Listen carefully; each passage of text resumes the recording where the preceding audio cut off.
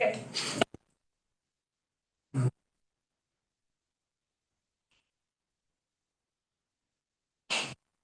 Good morning, everyone. Today is Wednesday, January 10th, 2024. This is a meeting of Senate Natural Resources and Energy Committee. Today's theme is climate change review, looking at data, progress, and plans, and really grateful that so many of you folks in the operating areas have come over to help us check in firsthand. So although it's a little melodramatic sometimes to say it this way, climate change is the biggest challenge we're all facing. It's hard not to get somewhat anesthetized by hearing it over and over again, but we wanted to make sure that as we start the new session that we pause and check in to say, where are we compared to a year ago when we had a similar conversation, and where are we going in the coming year? So I think everyone has a copy of the questions that we had sent out basically in this form. So for folks who don't have a handout, who might be watching, the 4 questions that we're checking in with you all on is, as measured against the GWSA climate goals for 2025, are the areas of operation under your agency's management going to achieve these goals, namely 26 to 28% by 2025 relative to 2005 levels, and 40% reductions by 2030 relative to the 1990 levels. That was the first one, just a check-in. Second, what actions is your operating area undertaken in the past year to meet the 2025 and 2030 emission requirements? 3, what actions is your operating area recommending for the coming year or beyond to ensure that we meet the 2025 and 2030 requirements? And then 4th is checking in on how we figure these things out. What data are you using to make this determination? Is it published? How timely and accurate do you think we need to improve the data available to you and to all of us? I want to make sure that we're explicit about how we're doing the measuring. So there's more than one way to do that, and there's pros and cons of different approaches. So I want to make that part of the discussion as well. And first up, because we have a lot of material to cover, and asking people to move right along in their testimony, we'll probably spend most of our time between 40 and 60,000 feet in the first 2/3 of the meeting, hearing from each operating area. Then we've allocated the last roughly third of the meeting, getting more into data and discussion. So thank you all for coming. I know you're all busy and appreciate that it takes a lot to get everyone together for a meeting like this. But we don't usually get to have a discussion. We usually have testimony in sequence. And sometimes something you heard on day 1, you wish you could have witness 1 from day 1 be talking to witness 7 from day 3, but they've come and gone. So that's the point of getting together all at once. And with that, I'd like to, for each of you secretaries, I'm figuring we're turning it over to your area. Manage the time as you like, call on, whatever. We're open to hearing from whomever you think you want to have chipping in to the conversation. So with that, turning to Secretary Moore. Good morning. Thanks for coming. Thank you for having me. And my intention is to be brief. I also just want to acknowledge up front, I'm going to have to depart at 10:30, but leaving you in the good hands of the experts in our Climate Action Office, both to dive into the details here in this initial section, as well as during the discussion part of your agenda. As you likely recall, the first of the greenhouse gas emissions reduction requirements is noted on your agenda. Senator Bray requires Vermont to have reduced greenhouse gas pollution by 26% below 2005 levels come 2025. And until recently, our best predictions about whether we as a state were on track to meet this first requirement were informed by modeling work that was completed as part of the December 2021 Initial Climate Action Plan, or CAP. And this timing is important because, as I know you know, climate action is complex, energy innovation is fast changing, and federal funding opportunities really surged to historic levels in 2022 and 2023.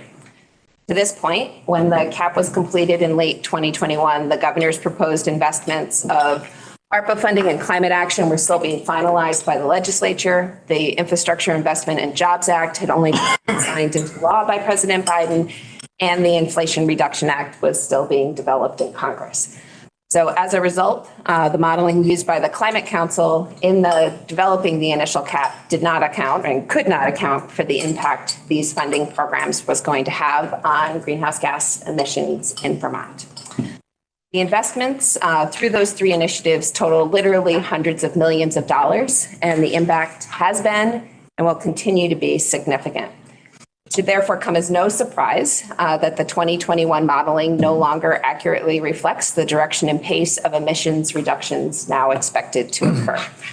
So last year, ANR engaged a contractor, Heinsberg-based Energy Futures Group, and David Hill is here with us this morning, who also then subcontracted with expert modelers from the Stockholm Environmental Institute to reassess and update our projections of Vermont's progress in reducing climate pollution consistent with the requirements of the GWSA.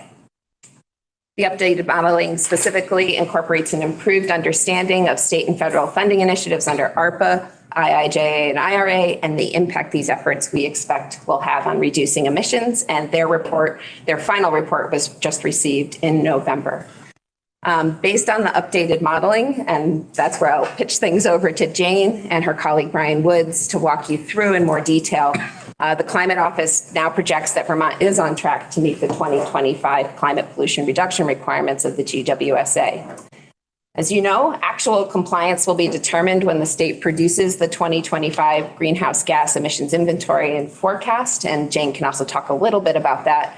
But this is obviously a very positive development and underscores and reinforces the impact of the investments we are currently making in things like weatherization, electric vehicles and charging infrastructure, and our natural and working lands. Just before ending, I would flag for the committee that although they aren't on the agenda today, there is really important work being led by the Department of Public Service, and no Melissa Bailey is here from DPS, that will be important in painting a comprehensive picture of the work being done by state government to meet the GWSA emissions requirements. And we will, sorry to interrupt. I think TJ Corey may be joining us later and chipping in a little bit. We're going to have a committee meeting with department to go into full details next week. Great. Thank you. Thank you. And with that, I'm going to turn things over to Jane and Brian, who I believe is zooming in to talk a little bit in more detail about the Climate Action Office's work to track and measure progress on emissions reduction. One quick question as we position of emissions 2025. Are we, do you have a prediction for 2030? We do. Okay. And we are not yet. I'm sorry, I'm in the wrong joint. You're trying to go to judiciary, aren't Yes, you? I was. But you can hang out with us too. I know. This is important. That is also part of the updated, what we refer to as the business as usual case. The modeling work that EFG and SCI did includes projections for 2025, 2030, and 2050. Okay. Thank you. Morning, everyone. Thank you for having me. Jane Lazorchuk with the Climate Action Office. I'm also joined online by Brian Woods, who leads our modeling work in the Climate Action Office and supports our mitigation work and has specific expertise in the thermal and electricity sectors. So I'm going to share with you, Brian and I are going to tag team our presentation this morning. And trying to support answering the questions that you shared with us ahead of time and we have now in front of us. I'm going to walk through a snapshot of where we're at based on the 2020, which is our most recent greenhouse gas inventory, which we published last spring. And then I'm going to turn it over to Brian to go into some detail about that baseline update that Secretary Moore was just referring to. And then with respect to sort of where we're going with better data and more timely ways of tracking progress. I'm going to speak to the development of our measuring and assessing progress tool, where we are with that, and additional new federal funding sources that the Agency of Natural Resources is leading on, as well as allude to some of the work that the Public Service Department is championing. And can I ask just a quick question as we're sort of setting up for the day?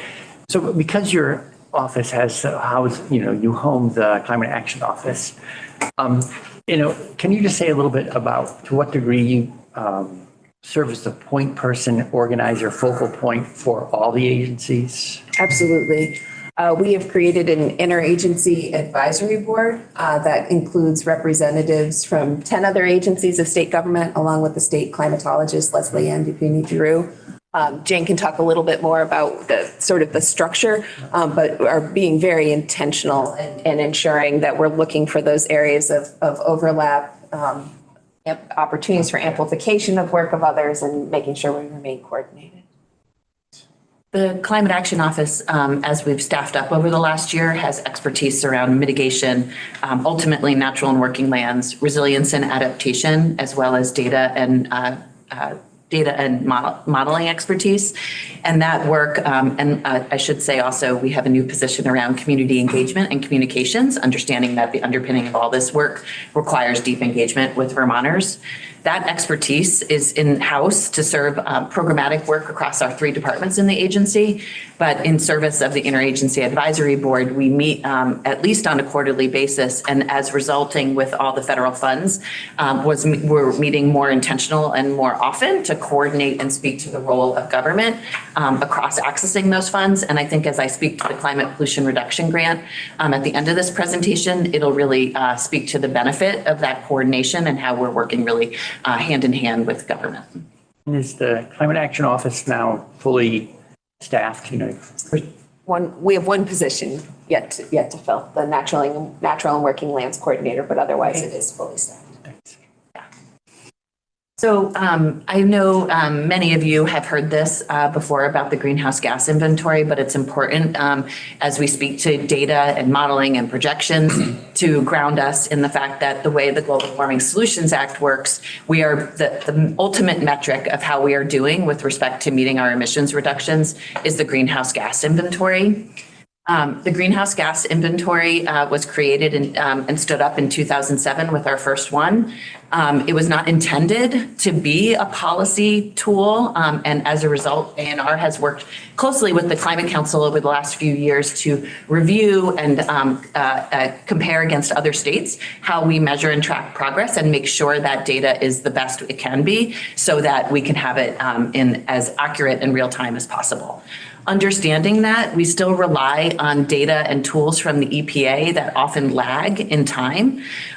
We are changing over time to pull in more efficient data, things like our relationship with the Agency of Transportation, Department of Motor Vehicles. 2 years ago, we pivoted to using real fuel sales data for all fuel sales in Vermont. And with the passage of the Clean Heat Standard last year in the Affordable Heat Act, ANR will begin to use data PUC with respect to the fuel reporting data, which will be another step forward in more accurately reflecting the data and tracking around the what we call the RCI sector, the residential, commercial, and industrial sector. Data where we're still both slow and looking to refine is around our natural and working lands. And I know the Agency of Ag will talk to the limitations of our natural and working land sector in that space.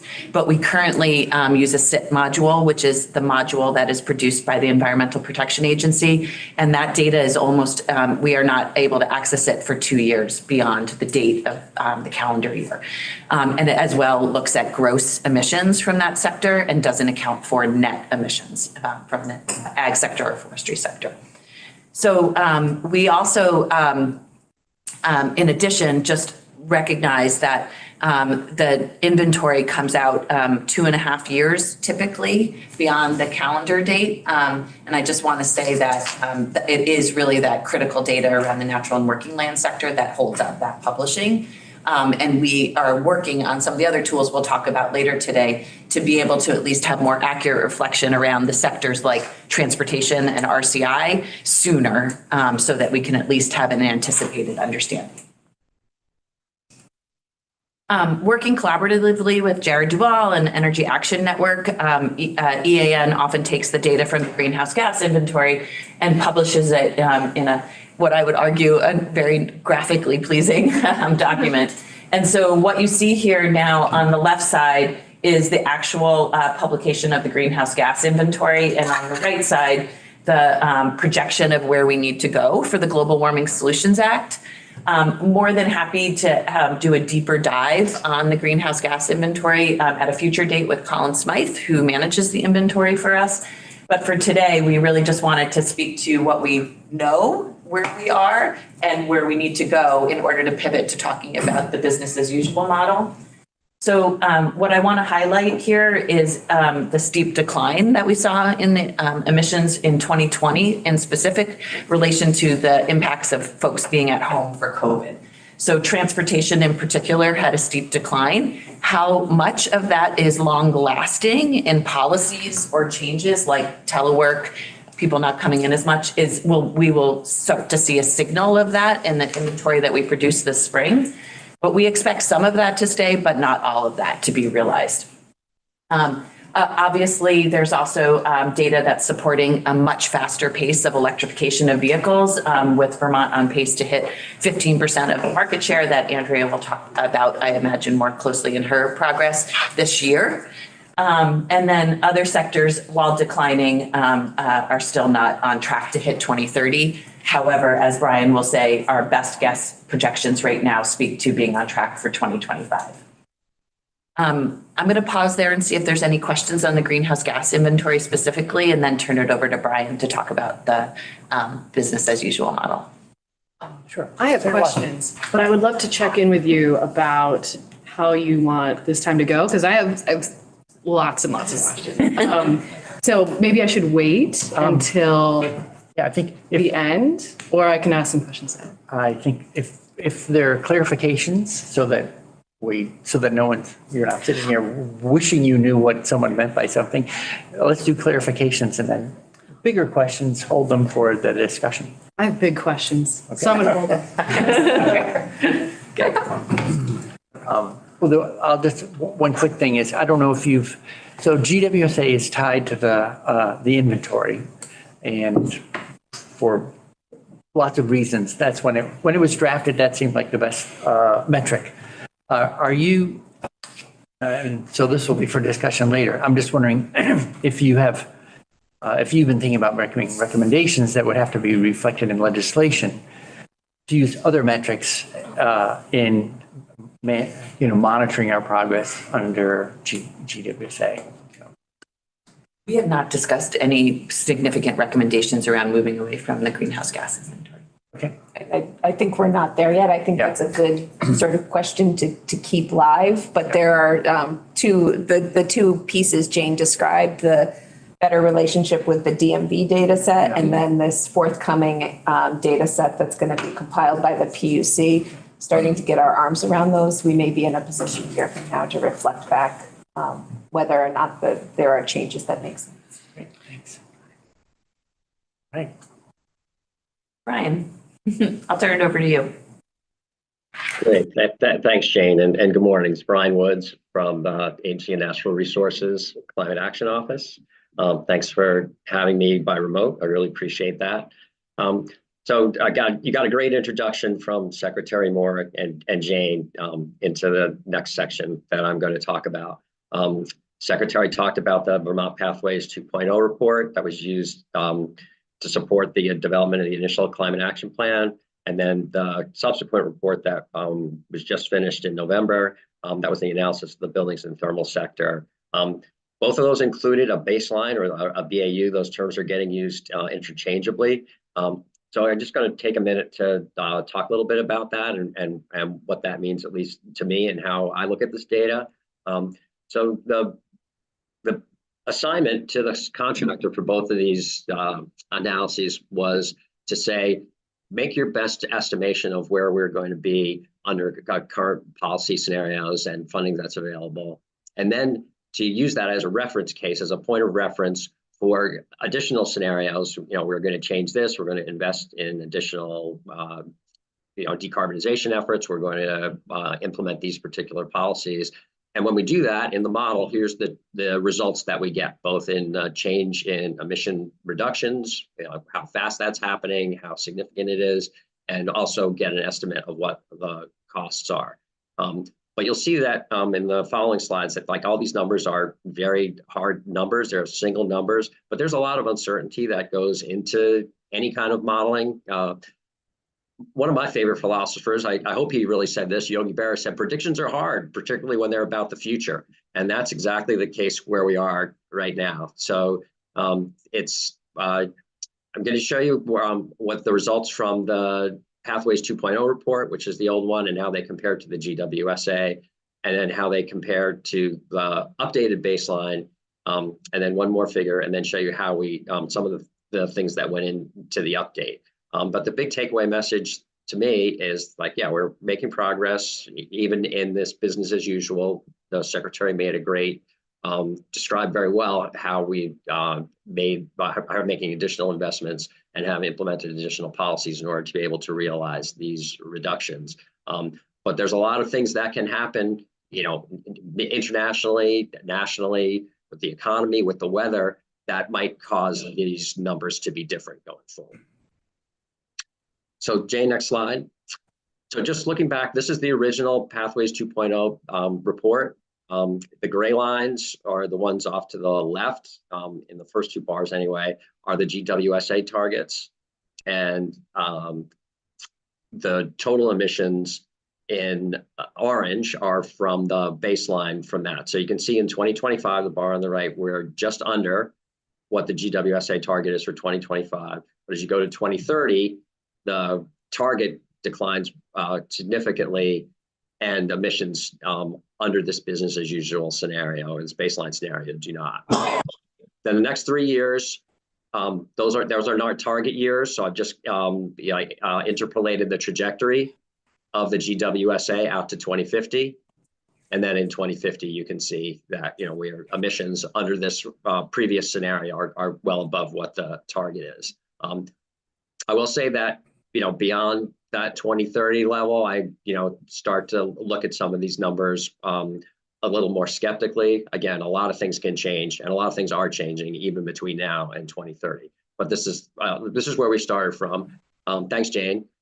This is a comparison of the updated baseline. So same GWSA targets in the gray bars and the dotted bars.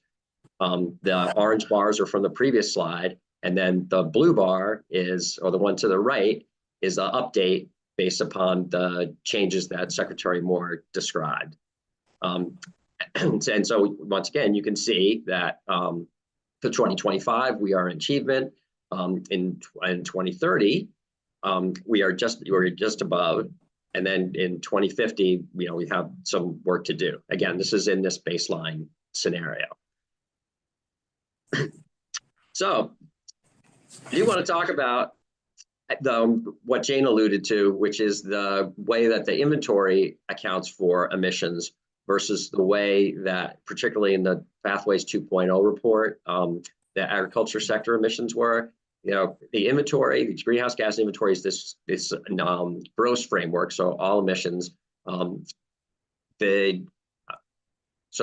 CO2 from agriculture is counted as zero, but the emissions from nitrous oxide and methane do count towards the emissions. In the 2.0 report, as part of the Climate Council's work in developing the Climate Action Plan, they commissioned a carbon budget study. I saw my friends from agriculture there. They can tell you more about that. But basically, that was an attempt to develop a net framework to try and account for the interesting interplay, or the very complicated interplay of carbon emissions and carbon sinks in the agriculture sector. And that was in the original report. And the contractor adjusted the agriculture emissions based upon that carbon budget report. So that's the blue line, or the line in the middle. If you take that line, if you take that adjustment out, that's the yellow line, where we're accounting for emissions the way we do in the inventory, which is they are gross emissions, but the emissions from biogenic emissions from things like biomass energy would otherwise get accounted for in another sector, in the land use and land use change sector. But the way, because the inventory is right now the official scorecard for achievement of the GWSA, The yellow line is higher than the blue line because we're accounting for the ag emissions the way we do it in the inventory. We're still under for 2025, but it's very, very close. And in 2030, you can see the gap between the gross emissions and what the target is higher than it was. And the next table that I have shows what those numbers are.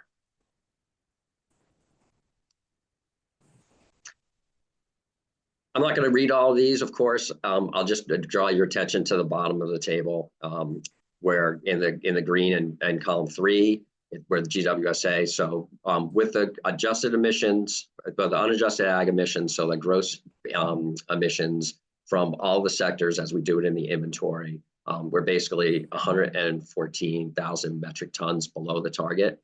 It's about 1.5%. And in 2030, we're like 1.2 million metric tons over, which is about 20%. And you can see the sectors, and again, I won't go through this, and I think you have these materials, you can refer them maybe, but these are all outputs from the low emissions analysis platform tool of these scenarios compared to the GWSA. The next few slides, I'm going to go through just very quickly what the changes were between the 2.0 and the 3.27 version. In general, we updated fuel prices based on the Energy Information Administration Annual Energy Outlook.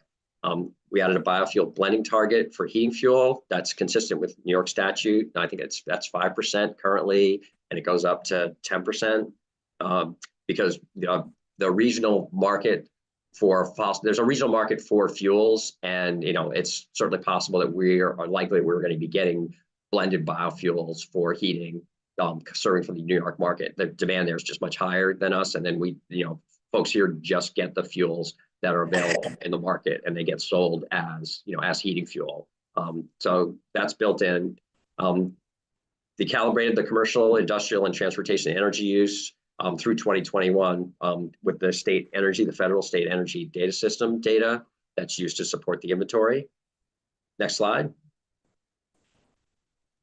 In the building sector, we just increased the number of weatherization projects based on projections from Efficiency Vermont and the Office of Economic Opportunity, and increased the projected heat pump shares based on impacts of Efficiency Vermont rebate program and Inflation Reduction Act. We also reduced the share of the heating load that is met by single and double-headed heat pumps based on some data that we have from real-world deployments. Introduced some additional industrial technologies in the heating sector, heat pump water heaters and air-to-water heat pumps and advanced pellet boilers, and then updated some historical space heating, water heating, and cooking technology shares. And in transportation, I think you all know we have adopted and so incorporated into the model the adoption of the Advanced Clean Cars 2 and Advanced Clean Trucks regulation. We updated the vehicle distance traveled estimates for 2020 and 2021 based on data that are now available, and then updated the number of EVs and PHEVs on the road at the beginning of 2023.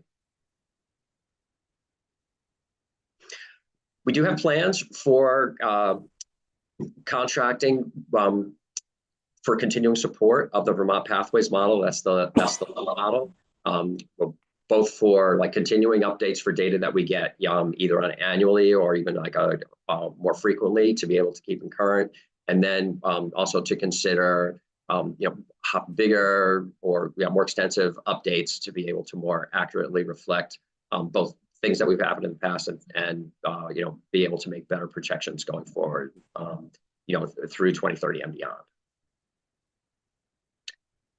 And that is the end of my presentation. I can pause for questions or we can carry on, but I'll turn it back over to you, Jane. Any clarifying questions while we're moving along? I do have one quick question. Affordable heat, I noticed, was modeled in the report. I just don't know how because they're different scenarios modeled.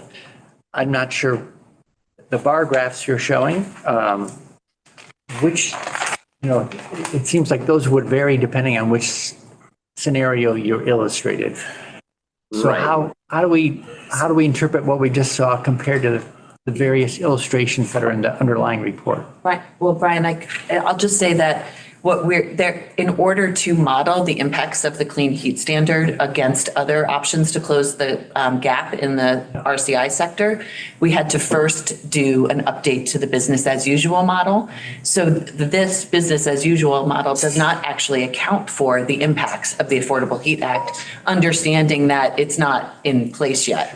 So the idea would be that the contract that Brian's referring to that we'll maintain on retainer to update on a more regular basis would be able to ultimately account for the impacts of the Affordable Heat Act when and if the legislature acts next year. Thank you. Yeah. Thanks, Jane. Yeah. Any other questions for Brian before I move to finish up the presentation? You're right. Thank you, Chair Bray. Is there any margin of error that those goals would not be met for 2025? I mean, it's pretty close and I know we'll get into depth on if that's a good decision, but is there any margin of error? There was no uncertainty modeling associated with the baseline. So we don't I don't know know how what that means. Yeah, Brian, maybe you can explain that better, or David. But we don't know if it's like plus or minus 20%, whether or not we'll meet it. It's one scenario Yes. with the best information we had at understanding the impacts of the current policy. Without any range of you could be wrong percentage. No error. Yeah, there's, Yeah. So kind of sensitivity analysis. This reflects the best available information that's been compiled in that scenario. So what you would do beyond that, and I'm sure David can speak to that, is a modeling approach is to do a sensitivity analysis to see if your assumptions that led to that output are off by 10% in either direction. Does it have a 10% impact on the output, of 1% or a 50%? Because different variables have very different influence. We did not do that sensitivity. that's concerning. If I can, the low emissions analysis platform by SEI is an accounting framework model. So the accounting framework means that you're saying this is a scenario and you're comparing it against a baseline.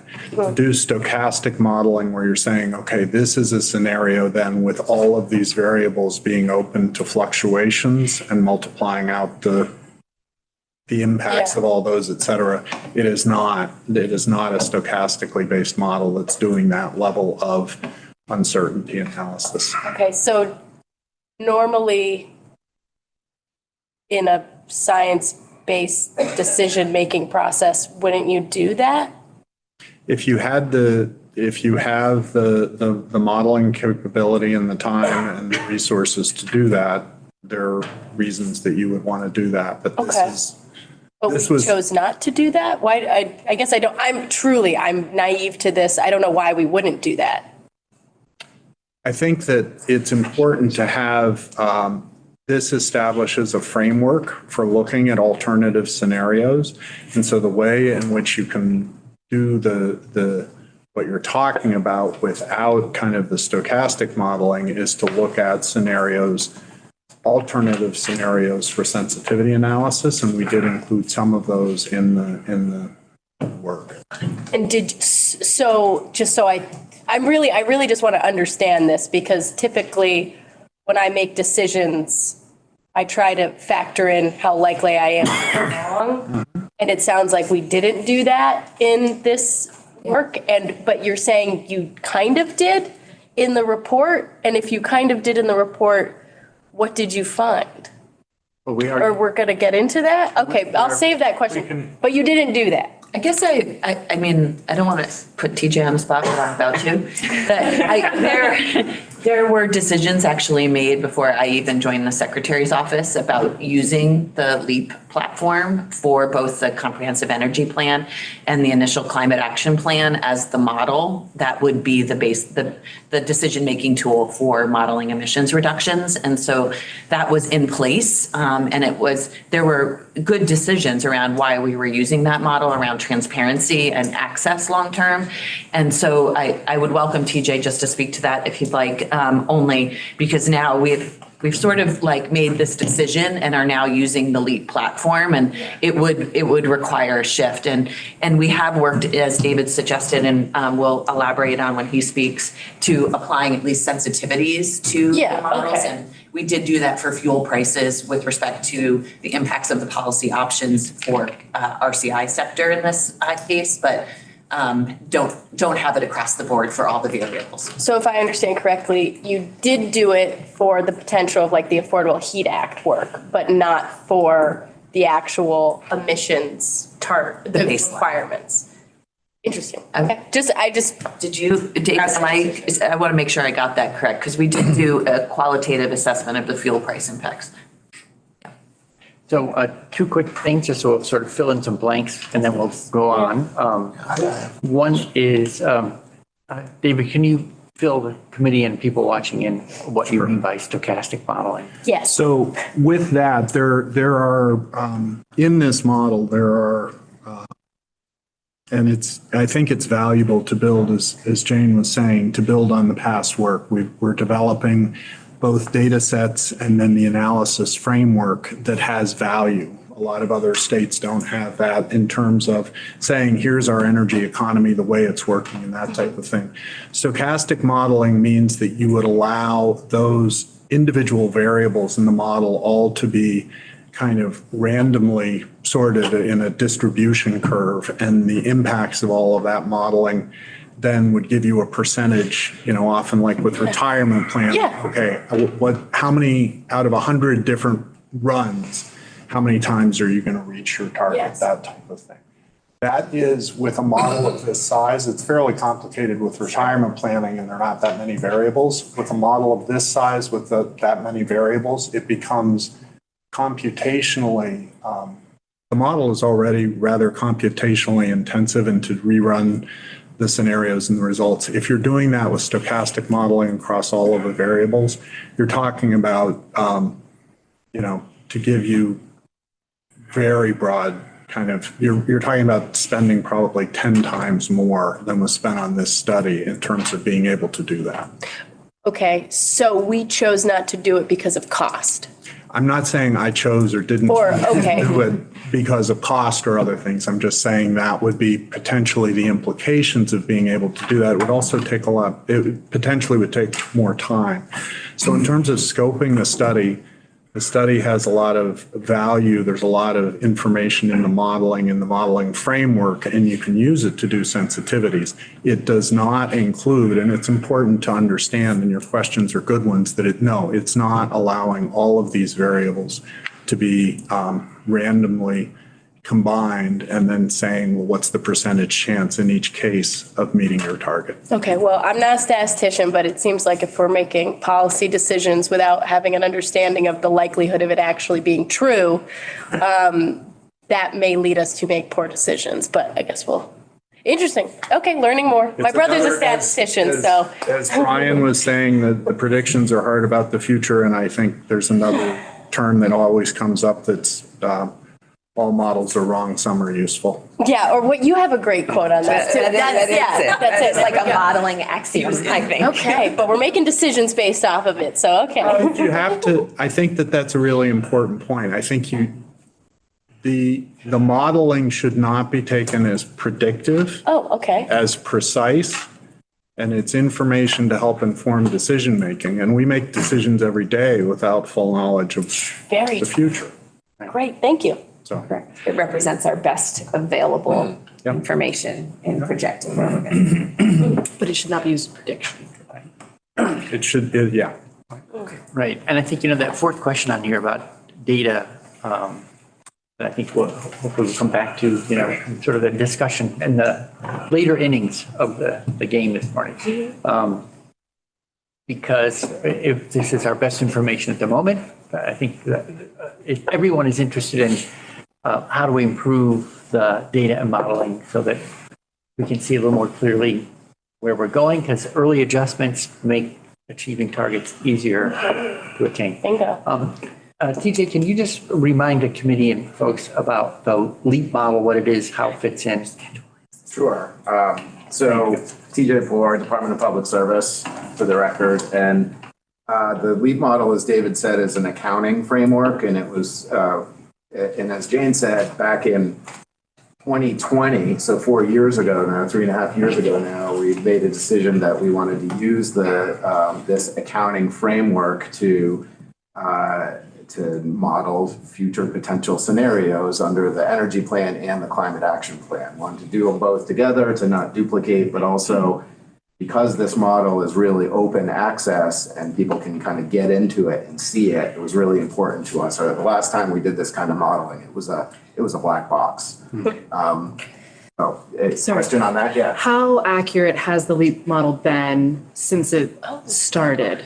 Like it's been running. It's as good as sorry. So has it been able to make accurate predictions? Well, it's as good as the inputs. It's really an accounting model, right? So, some of the assumptions, big assumptions that have changed, for instance, Brian mentioned heat pumps. We had assumed, a relatively low number of heat pumps in 2020 when we originally did the modeling. Now, VEIC in its demand resources plan assumed by 2030 that we will be getting, under business as usual before the Inflation Reduction Act, 170,000 heat pumps in the state. And so we use that assumption, and that really changes what the results are.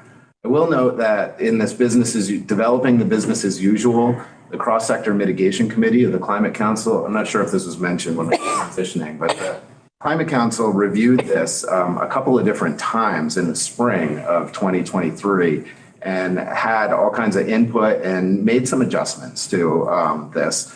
So I just wanted to make that clear that it wasn't just kind of EFG and the state. It had a whole round of input, but the assumptions could be plus or minus. Brian mentioned the uncertainty, and you're talking about the uncertainty. I think that is a really important point, and I think it grows as we go out, right? So in years 1 and 2, I think we are a lot more confident in those numbers. And years 1 and 2 now are 2024, 2025, right?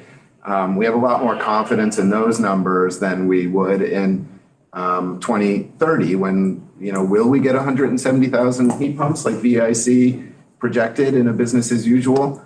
Maybe, maybe not. It could be. Yeah, exactly. It could be, we're on the trajectory in the last couple of years, but that could flatten out. Or, if electric rates go way up, the economic proposition, the switch isn't there. And so, it could go lower, or, fuel prices could go way up and more people switch, right? And so the point that Jane was making about having kind of contracted services to continue to update this and provide the most updated information as we go, I think is a really critical one also. And I'll just add to what TJ and David have said about those assumptions. Those assumptions are informed by other analyses and supplemental reports, as well as professional judgment.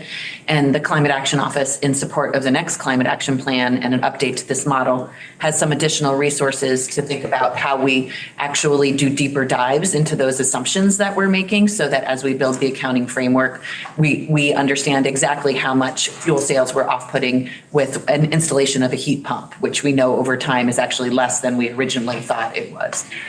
Folks need more than one heat pump in their house. So you have RFPs now or in the future that will, pick up more technical analyses of different pieces of this puzzle. Exactly. Great. I'm just mindful of this time. We started at 60,000. We went, now I think we got down to about 10,000. I don't know if we can get back up and then go on to Secretary Tibbetts. So. Mr. President, Mr. Chairman, might I I'm ask? sorry. Question? Thank you. One of the things, what we're looking for in part is to see the extent to which the administration has implemented the policy that the legislature gave you to implement. I think you folks are doing a good job. There's another question that we have to constantly ask. It's just, have we set up the right policies for you to implement? And that's really what I'm looking at here. The numbers you're using. To what extent do those numbers reflect Hydro-Quebec To what extent do they reflect biofuels? And to what extent do they reflect buying and selling of credits? The buying and selling of credits. That's what I'm looking for, is how much real, actual less carbon is in the atmosphere as a result of all this? I'll kick the can to TJ in 1 second, but I will say that the electricity sector of the greenhouse gas inventory is done differently than the other sectors in the inventory in that it's a consumption-based model. Understanding that the electricity that we consume is what we account for in the inventory, as well as obviously on the slide, and I think I noted, if I didn't, I will clarify now, that we do not count biogenic emissions in the inventory. So emissions from McNeil around burning wood at the consumption level are not counted in our inventory.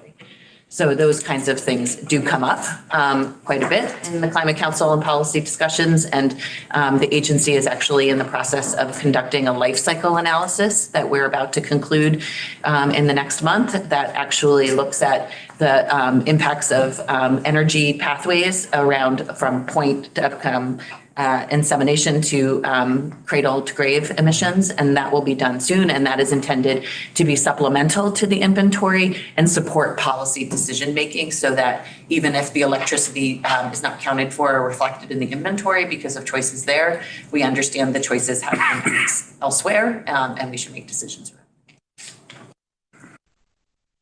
You want me to respond on the electric sector? Yeah, if we can Should I be. move to the table? Yes. You know, I originally thought you might be at the table, so please. Yeah, you should there's come a sit at the chair, table, so yeah. Please jump in. Thank you. Okay, thank you. All right. And Graduated from the kids. big moment. You're all alone. Now you're at the big people's table. So on the electric sector, the inventory tracks the electric sector after the disposition of renewable energy credits. So after the purchase and sale, Jane in the climate office may be able to talk about this a little more detail, but my understanding is that it's consistent with EPA and Intergovernmental Panel on Climate Change best practices and what states across the region do for tracking. So we're consistent with others there. And so large hydro, specific to your question, we retire credits associated with the imports from Quebec, and those are in our portfolio and they are counted in there. When we look to the future, we are only accounting for, so that's kind of the history, what's in the inventory. When we look to the future, we account for what is required or already contracted for. So 75% renewable right now is required by 2032. And so we assume that that is the level we hit. And we do not make assumption for right now for 100% clean or renewable. On top of that, though, we also have contracts for nuclear power that run through 2034. And so we do assume that those remain in place because those are business as usual, right? We have those contracts. They are above and beyond the 75% renewable. So that's really how our electric portfolio is accounted for. Biomass, all of the biomass RECs from generation that is located in Vermont are sold to out of state. And so biomass does not show up in our electric portfolio because it shows up in Connecticut's electric portfolio. And so that I had one more point, but I lost it. So I think that answered your question. I need a lot more than we have time for. I'd appreciate maybe follow-up memo or something. I think together, Colin and TJ to talk specifically about the greenhouse gas inventory would be great. Collin's my office, but Schedule more committee time to do a deeper dive. So Yeah. thanks for finessing the level at which we're operating so we can cover the territory. just one more point on that is that in service of the first climate action plan and with the contract that did the pathways modeling the first time, we also did a greenhouse gas inventory review, which TJ just alluded to, where we compared for our greenhouse gas inventory across, I believe it was 5 other, David actually did the work, 5 other states, and found that we were consistent at that time. But this is an evolving space, understanding that greenhouse gas inventories are the backstop to many laws and policy decisions now. Many states have been reviewing and updating the way they account for emissions in them, especially in the biogenic space. Thank you.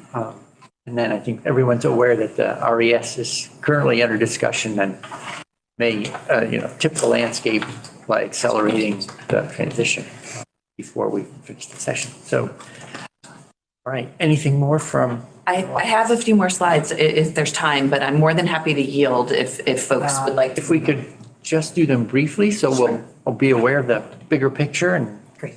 we'll make more time in the future to, again, come back and look at more detail. Okay, so briefly, I just wanted to hit on other ways that we're looking at tracking emissions in a more timely manner, as well as tools at our disposal that I think will have significant impacts in helping us meet our 2030 reduction requirements. So just briefly, I think many of you know that also required by the Global Warming Solutions Act is the development of a measuring and tracking progress tool. This was a framework that was put forward in the initial climate action plan on how we would do this. And we've been working closely with the Climate Council as well as others in this field to think about what that tool would look like long-term. The greenhouse gas inventory specifically, as I've mentioned, has a limited ability to track progress around the programs and strategies that we're putting in place in real time. And so the intent with the measuring and tracking progress tool is to look at those specific programs and policies and widgets that we're deploying on the ground on an annual basis and have more communicable tools for both the legislature as well as the public to support decision-making as well as report out progress that the state and others are making around climate action. What I want to note about this for interest in other legislation is this tool is more than emissions. It will also look at how we support and develop metrics associated with resilience and adaptation, as well as thinking about community engagement metrics. And we're working really closely with the Environmental Justice Unit in the Agency of Natural Resources to think about how we do that wholeheartedly with equity in mind. So we had a RFP that closed in November. We had 7 really robust proposals that came forward to our agency. And we're in the process of refining actually a suite of questions to go back out to the consultants to actually think about how we grow the scope of the tool to really meet the challenge around resilience and adaptation in the face of impacts over the summer, as well as others that we know are to come. When do you expect to have an RFP awarded and then a first deliverable? Yeah, so this is phase 1. So we really didn't want to marry the building of the tool with the real groundwork that needs to happen in scale and scoping of this tool. And so phase 1, we expect and anticipate will be under contract by the end of March at this point, with the first deliverables shortly thereafter. This tool will stand up a data governance team. I just want to suggest, point to that will be collaborative both with the Interagency Advisory Board of the Climate Action Office. I know Andrea Wright will speak to other metrics and tools that VTrans is developing, and we want to make sure we're thinking about it across government as well as in service of the Climate Council's work, thinking about a collaborative team to put that one. And then the final thing I just want to mention, there's been a lot of alluding to additional federal funds. And I know that understanding that you'll speak to the Public Service Department, which has some really significant applications out with respect to the Inflation Reduction Act. I just want to touch on briefly the Agency of Natural Resources role with respect to the Climate Pollution Reduction Grant. These are one-time competitive funds that allow states to access $4.6 billion around climate pollution reduction measures. In the space of this grant, it's thinking about mitigation broadly. So it's about your traditional emissions reduction measures around installing heat pumps, weatherization, but we also have an opportunity to think about sequestration initiatives, of which we know have significant co-benefits in Vermont.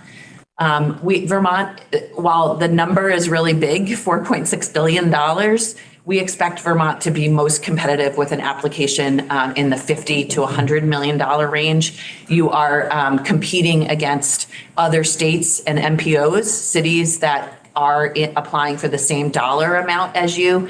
And the more you go up in what you're asking for, the less number of applicants will be funded.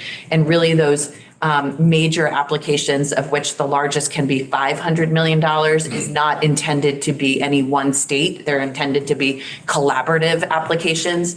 Vermont has been participating in a number of collaborative application conversations with our colleagues at Public Service Department, because most of those sort of coming to fruition in the Northeast or around the thermal sector.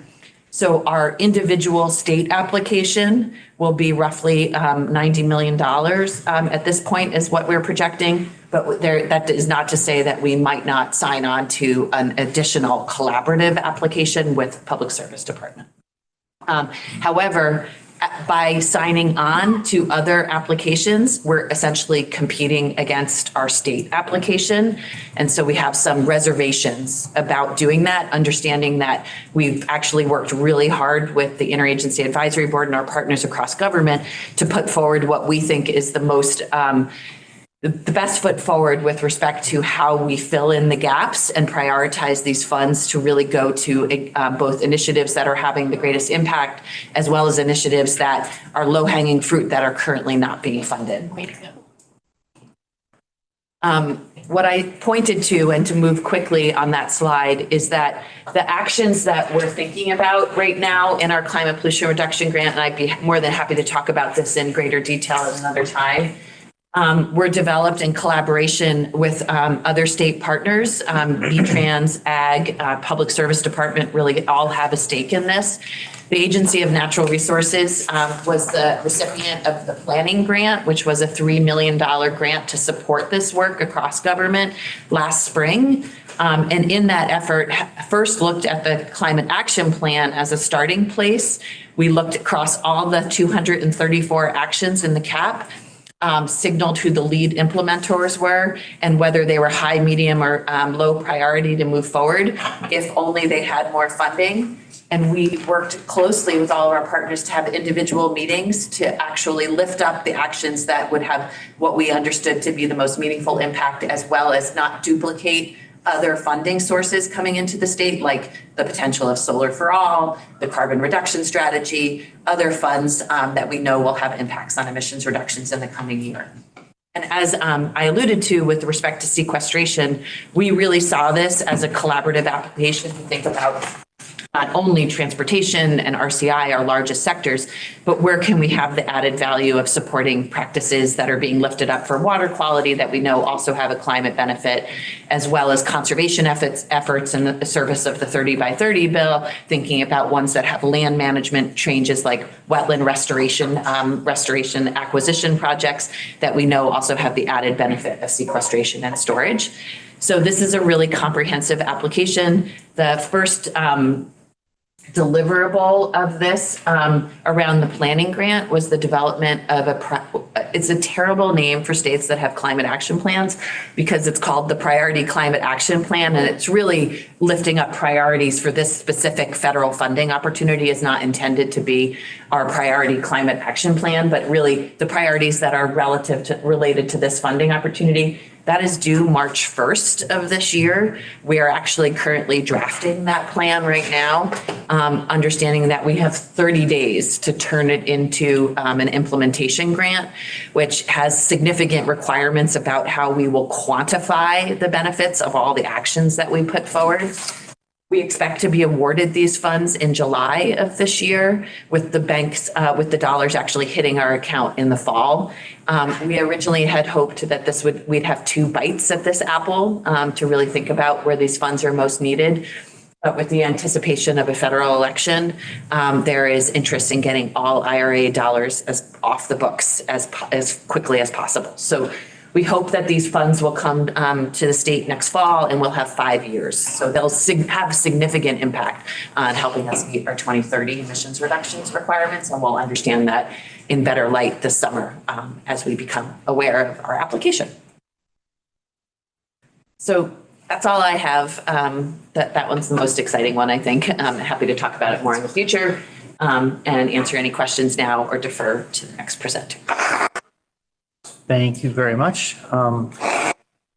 You have your PowerPoint. We shared that. Okay, great. A lot of information. It'd be helpful to have it. We'll go up on our committee page and get copies. With that, I see that we're about a half hour behind, so that's okay. We can, I know everyone's flexible. So I'm looking at you, Secretary Tebbetts, if you can help us pick up the pace and maybe we can review what's going on in your area relative to the 4 questions. And could you aim for something on order of like 15 minutes, Absolutely. Thank you. Good. Well, good morning. And I think this is the first time I've something that's more complicated than federal dairy milk market rules. And how we figure out the price of milk for the nation for our farmers. So this is much more complicated. So it's interesting to hear it all. Anyway, good morning, Anson Tebbetts, Agency of Agriculture. Joined by Ryan Patch, who is the head of our climate office. So here we are today after a night of heavy snow, wind, and now rain in January. And back in the day, we used to welcome a January thaw after several snowstorms and cold, but it appears the thaws are much more frequent.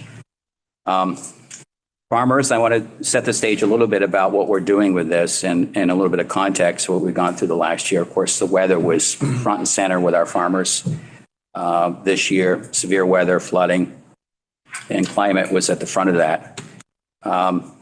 Farmers and our food production is impacted by our changing climate in a significantly negative way. The economic losses that farmers sustain as a result of the severe weather this year is north of 44 million. And of course, state and federal funds are not going to make them whole.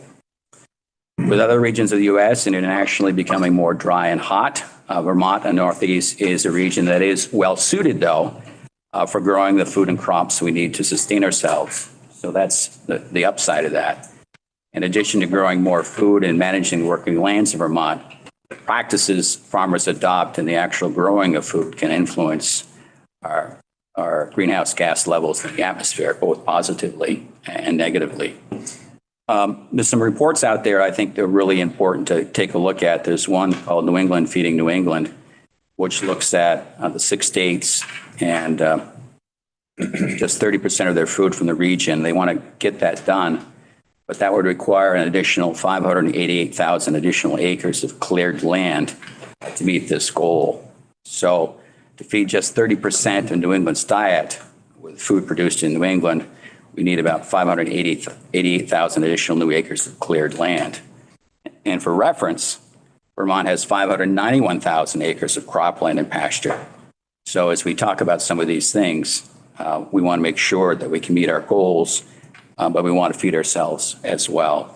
Food security and food systems resiliency are topics that must be discussed in the same conversation as our emissions from agriculture. So those are some of the things that I want to highlight, some of the things that we are currently doing to help. We are collaborating, as is mentioned, with the Climate Office at ANR to request EPA funding for the priority of natural and working lands priorities in the initial climate action plan. We have a partnership, a number of groups. It's called the Vermont Agriculture Water Quality Partnership. It's working across agencies to ensure climate change mitigation activities are coordinated between the state and federal programs and to identify training and educational needs to increase climate literacy amongst the ag service providers. ARPA funding, important that we received over the years. We've got about $4.7 million in climate mitigation investments through the Agency of Agriculture's Water Quality Division. That's a plus. And many of these farm practices also have a co-benefit of helping all of us mitigate climate change by sequestering carbon in ag soils through a natural process. As noted by the most recent UVM climate assessment, the most common strategy that Vermont farmers already employ to address extreme weather impacts is improving soil. And we've been doing that in Vermont in a long time and continue to do that. And we're making progress on that. Farmers, of course, are ready to support Vermont to meet the climate goals, but farmers need your support once again to ensure they can stay on the landscape, provide some of the basics that we all need, and that is food. We always got to remind ourselves our farmers are feeding us. And with that, I wanted to turn it over maybe to Ryan. Ryan has a short presentation who can run through some of the things that answer some of your questions that you have in detail, if that's appropriate. Great, thank you. We'll work to share my screen. I think it's working. Great, thank you. Well, it's not. There you go. Oh, excellent. Thanks. Good morning, Ryan Patch from Agency of Agriculture, Food and Markets. Here today to spend a bit of time to talk about agriculture, climate change, emissions reduction, and mitigation. One thing that was discussed in the prior presentation is a concept of biogenic, right? Produced or brought about by living organisms. We are living organisms, the trees out there, livestock on farms, and the soil. And within the greenhouse gas emissions inventory, which works to set the climate goals and track progress towards those climate goals, there are two sectors which are biogenic based, our human waste sector and agriculture. As you heard as an example from transportation, actual receipts of fuel sales, right, fossil fuel based. There's a different sector than the other sectors that are being accounted for in the greenhouse gas emission inventory. So try to keep that front of mind.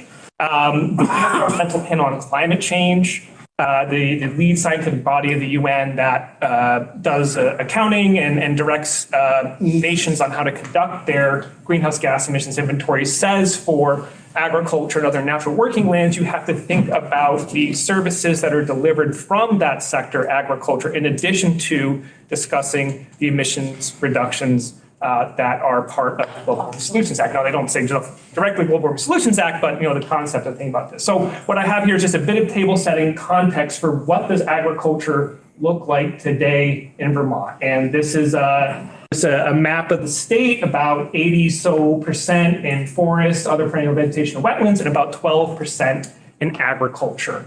It's important to remember, though, that 12% in agriculture is the cropland and the pasture and the farmsteads. When we look at the USDA Ag Census, farmers also manage woodland, and that includes not just for maple syrup purposes, but timber harvest, et cetera. And so when you think of a farm in Vermont, it's not just a cropland and pasture and the livestock, it is also the woodland.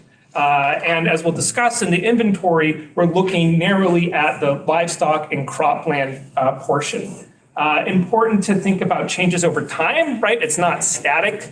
Agriculture changes as economic models change or demand changes from people. Geography is another big part, but we've lost about 900,000 acres of cropland since 1945 and about 900,000 acres of cropland since pasture land since 1945. So this is, what it used to look like.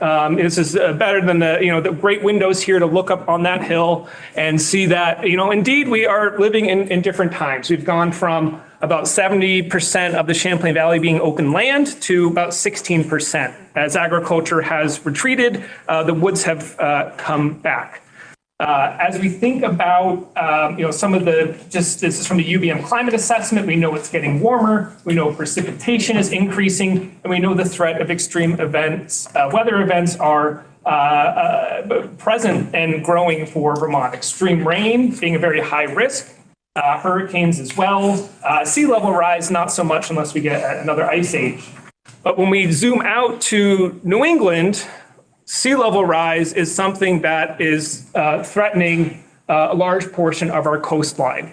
And so when we think about how are people going to adapt to climate change, this is a series of maps on the left-hand side. This is from American Farmland Trust and some of their research.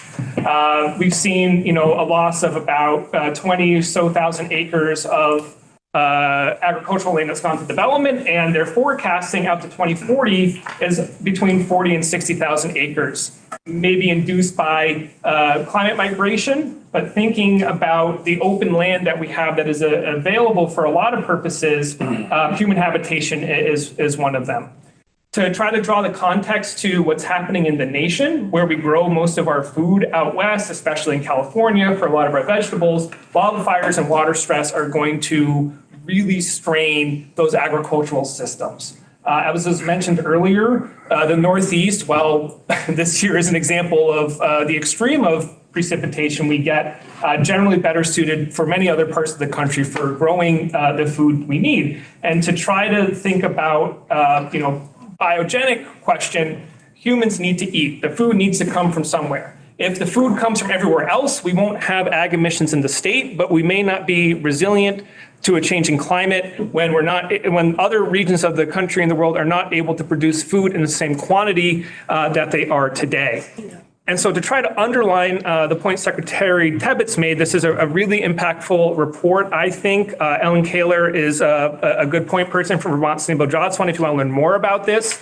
But the question is, right, 30 by 30 is something that a lot of industries have invoked to try to talk about the pressures that are coming and how do we respond to this changing climate. Looking at the food system, to just feed 30% of New England, we need those additional acres of land, and we have a lot of gaps as far as the types of foods that are being grown.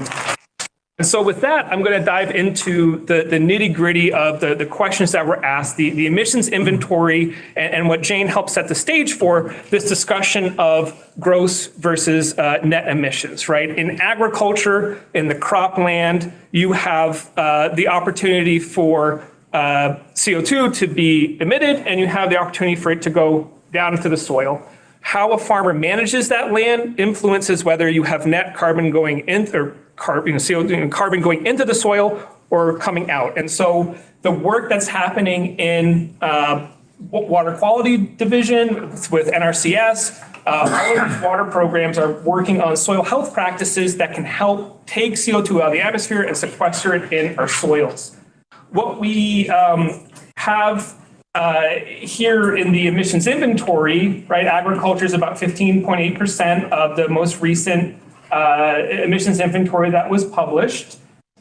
This inventory, as was discussed, only looks at emissions. Does not look at that exchange of carbon dioxide in the soils, for good or bad, right? It all depends on management. So that's an important thing to keep in mind. And so when we talk about the ag emissions and the... Sorry, can you repeat the last sentence that you said? I didn't quite catch it. You're saying the inventory does not take into account carbon sequestration. As of right now, the chapter of the state inventory tool that looks at agriculture is just looking at enteric fermentation, storage of manure, and manure applied to soils, to be general about that. The exchange of a potential for sequestration is in another chapter of the state inventory tool, and that is not part of what is in the Global Warming Solutions Act that directs the Agency of Natural Resources to track emissions. So yes, emissions are just focused on gross emissions in agriculture. And as I'll show, that is mainly a factor of just how much agriculture do you have in the state and what is the type of agriculture, because it doesn't look where other food comes from and how that's produced, right? Other states do their inventories, and so they account for that, and all feeds up to the national inventory. State inventory tool, looking at these areas, enteric fermentation, cow burps, manure management, how manure is stored, agricultural soils, which includes how manure is spread. This state inventory tool is spreadsheet based, right? It relies heavily on ag statistics and assumptions within the state management system to look at how many animals do you have, what type of animals, the size of the livestock, how much milk do they produce, right? The type of manure storage. Is it an anaerobic lagoon? Is it pasture? Is it solid storage like composting? How much is stored? What's the duration of it? And then the ag soils, the largest areas are the direct manure deposition, whether that's spread by a mechanical piece of equipment or from a livestock dropping it themselves on the ground. And so this is from the state inventory tool. This shows the change over time since 1990. To the most recent publication of those different components that make up the emissions inventory for agriculture. We've seen declining agricultural usage of our land since 1990. This is from the Ag Statistics Service. We've gone from 296,000 cows, all cows in 92, to 254,000 in 2017. Harvested cropland's gone from 477,000 acres. We've dropped about 60,000 acres of total harvested cropland, but milk production has increased 2.5 billion to 2.7 billion. And so we see an intensification, and that's why it's relatively static, right? Because the more you put into a cow, the more you can get out of her, and you will generate more manure that way. So while cow numbers have gone down, manure volumes have stayed about the same. Also, we've had a change in how manure is stored with the AAPs, right? No more winter spreading. So you have to put it in a storage and you have to store it over the winter. And so when it is a liquid storage, those anaerobic conditions create emissions that are significant compared to if it is daily spread. Daily spreading is actually a lesser emissions compared to the storage, but for water quality purposes, directed farmers to not spread during the winter. And so that's kind of I don't know, just a fun fact about how choices about how we manage agriculture for one environmental consideration can have an impact on another. I think it's net good, but just wanted to share that. So since the greenhouse gas emission inventory for agriculture is very much just cow size, number, amount of acres based, the mitigation or emissions reduction tool that is available to farmers at this time is to deal with how manure is stored. And so digesters provide a 90% or greater emissions reduction for those liquid manure systems that can be capped and either flared or can be capped and digested and utilized for producing power. There are 14 digesters in Vermont, about 17,000 cows, reducing 74,000 metric tons of CO2, generating 25 million kilowatt hours of electricity, as well as RNG. So if we were to take a step back and think about all the investments that are happening in agriculture for water quality purposes and soil health, the picture and options for mitigation, right? Emissions reduction is just those gross emissions. How do we reduce emissions? Mitigation, again, is both those gross emissions and how do we sequester more carbon in our soils. The menu of practices that provide a climate mitigation benefit grows significantly. How we manage and feed our livestock can become a question. Other options for grazing and composting of manure for manure storage. And then, of course, as was discussed, soil health practices. So our reduced tillage, cover crop rotation, grazing, all of those can provide a significant climate mitigation benefit. Within the EPA state inventory tool, which tracks these emissions from agriculture, right? There are those two chapters that sit separate. And the emissions inventory for agriculture, as was established in 2006, Act 168 of 2006, it's been using this SIT Chapter 5. Chapter 6 is where the land use is. It's where the soil carbon flux is. It's where soil carbon sequestration in soils happen. It looks at more than just agriculture. It looks at all of the natural and working lands.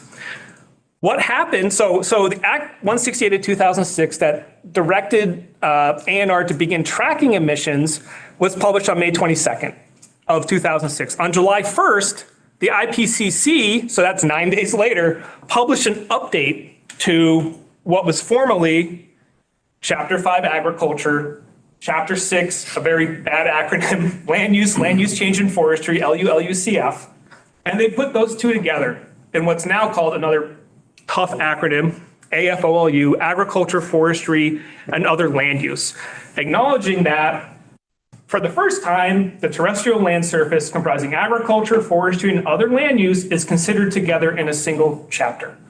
And so the Intergovernmental Panel on Climate Change put out this update to how nations are supposed to conduct their emissions inventory. And I took it out. Basically, EPA said, we acknowledge this. We're going to try to update this. We'll see what happens in the next inventory. And it's been was 2014, that was 2006. It's been a long time, and they haven't integrated this in the framework of the state inventory tool. So this is a big discussion, and the Climate Council came out with a recommendation to investigate this. ANR got a grant from the U.S. Climate Alliance, and we're collaborating with them and a contractor to investigate this question. What are tools available for looking at our emissions on a gross versus net basis? We at the Agency of Agriculture have a grant from USDA NRCS, and we're looking specifically at sequestration and mitigation on a farm level. So first one is kind of big picture state level. How do we track it in that way? And then on a farm scale basis, similar as has been done with creating phosphorus reduction efficiencies from different conservation practices. What are the benefits from different practices when implemented on a farm? And so that's the research we're working on with the contractor to try to make sure emissions reduction coefficients are appropriate to the state of Vermont, because we do have a unique climate. Here is some context. Why is this important? Why would we want to include mitigation in the conversation of agriculture? The Nature Conservancy Canada did a Canada-wide study. And if you listen to the presentation of it, the principal investigator said, well, we were surprised with the results. Agriculture came out as the largest opportunity for Canada, and it came out as the most cost effective. And it kind of makes sense. It takes a while for trees to grow and reach the level of sequestration that provides significant benefit. Farmers can plant cover crop next year. If you give them seeds and a drill, they likely will do that. And so mitigation through the management of ag soils can provide very quick response to the mitigation needs that we need to see. And further, as we know from the water space, you can grow the same crop in very different ways and can have very different environmental impacts. This is not Vermont, right? But it's just a photo of what can happen if you don't manage your soils well. And here on the right is an example of when you do some conservation practices that have a phosphorus reduction benefit. What I have listed below that are examples of conservation practices that have an emission reduction coefficient that provides a net mitigation benefit. What you have here is reporting from the Agency of Agriculture, Food and Markets Water Quality Division, going back to when Act 64 of 2015 was passed, close to 300,000 acres of implementation through those state programs. And if you apply the USDA Climate Planner, which is a county level approach to assessing climate mitigation benefit, you can see depending on what you apply in the soil conditions, you can either have worse emissions or better emissions, but very often is a net benefit. And if you were to look at those conservation practices that are implemented by farmers on farms, which have an emission reduction coefficient published by USDA, you could be looking at these additional tons of CO2 equivalent if you were to include and count those conservation practices that farmers are implementing through that water quality programming.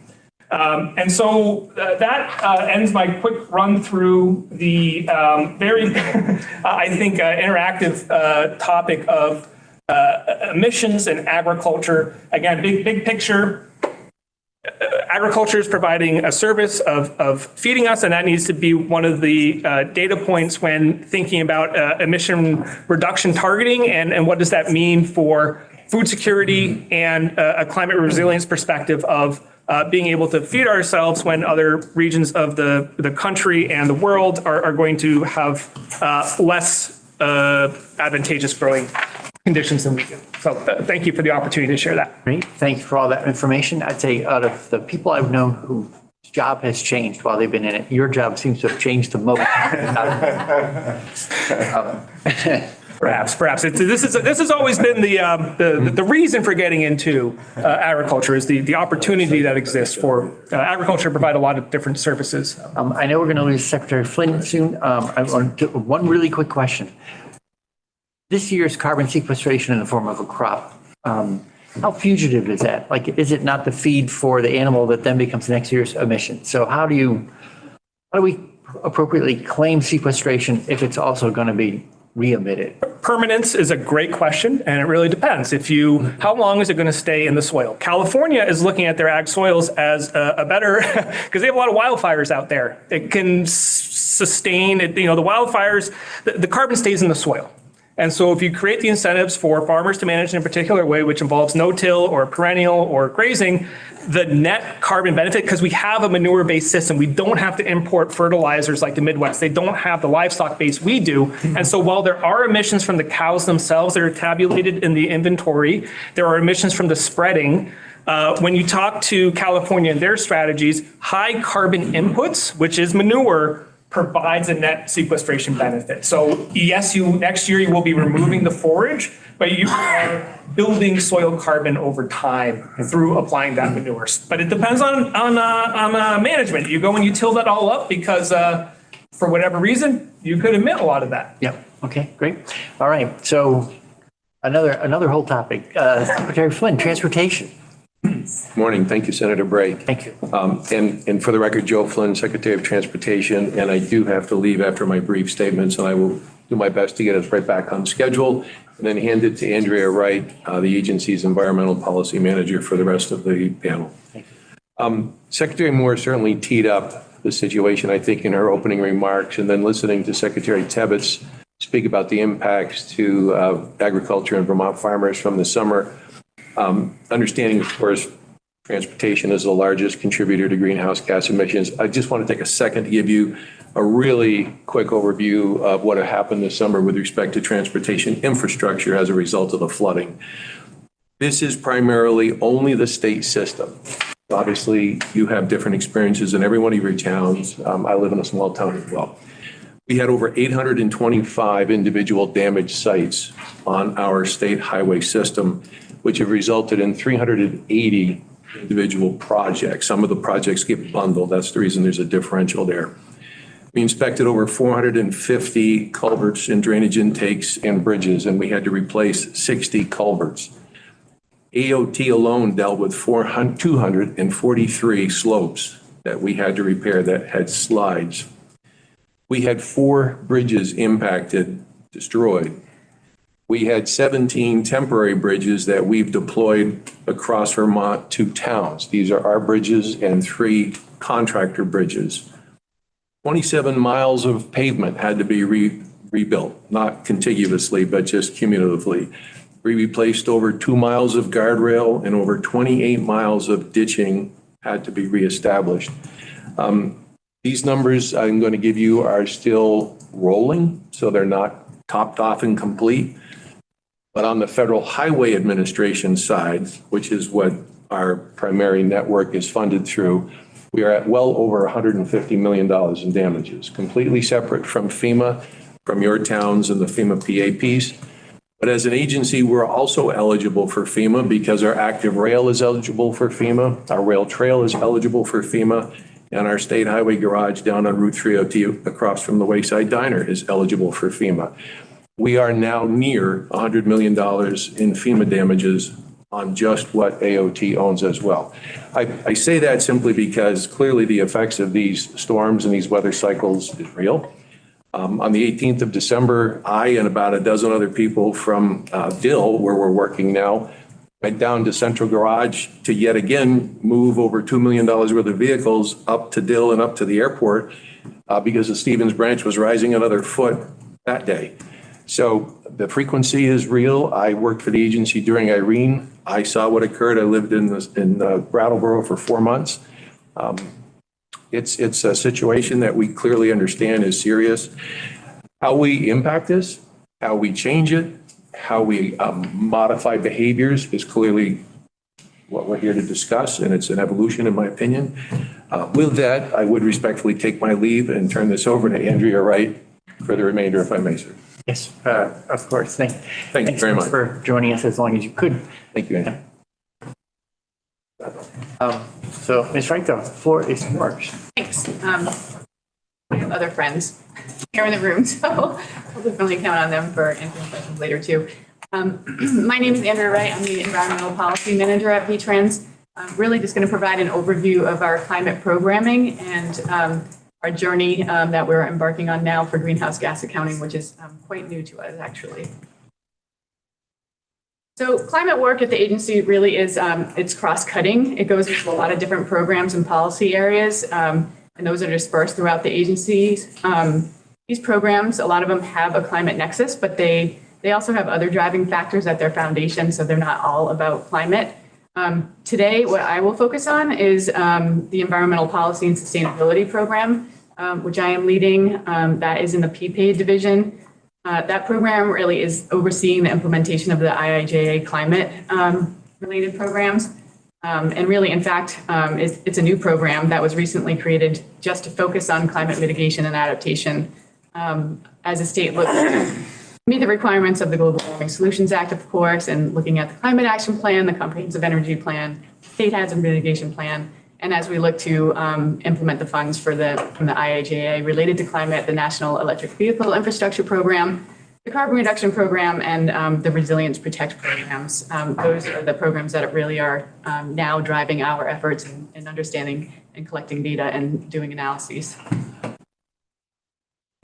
So I will start with the Carbon Reduction Formula Program. As part of the IIJA, Vermont's slated to receive $32 million over the life of the program. There's a variety of types of projects that can be funded by this. The eligible projects include public transit, our Transportation Alternatives Program, which definitely has a focus on mode shift to bike ped. We're looking at congestion mitigation, so types of projects that keep traffic moving. Efficient street and traffic lighting could be incorporated. Deployment of alternative fuel vehicles and infrastructure is part of it.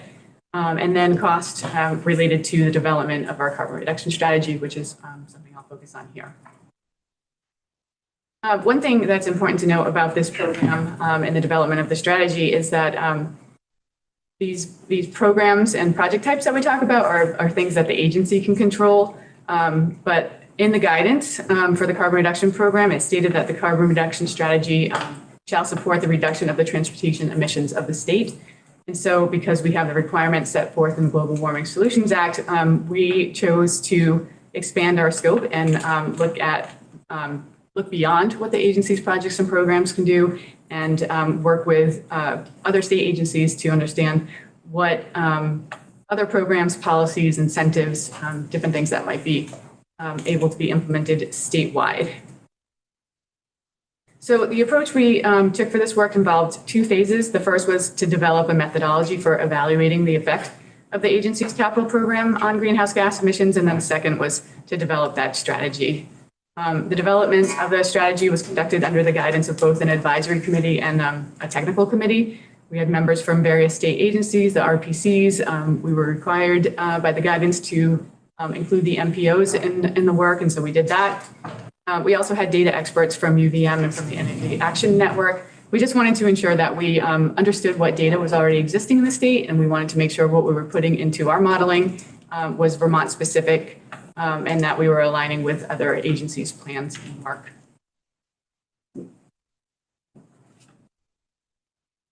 So the technical analysis to support the strategies and the elements here, looking at a baseline, understanding the impacts of our current programs, understanding the gap, and then looking and evaluating strategies to close that gap.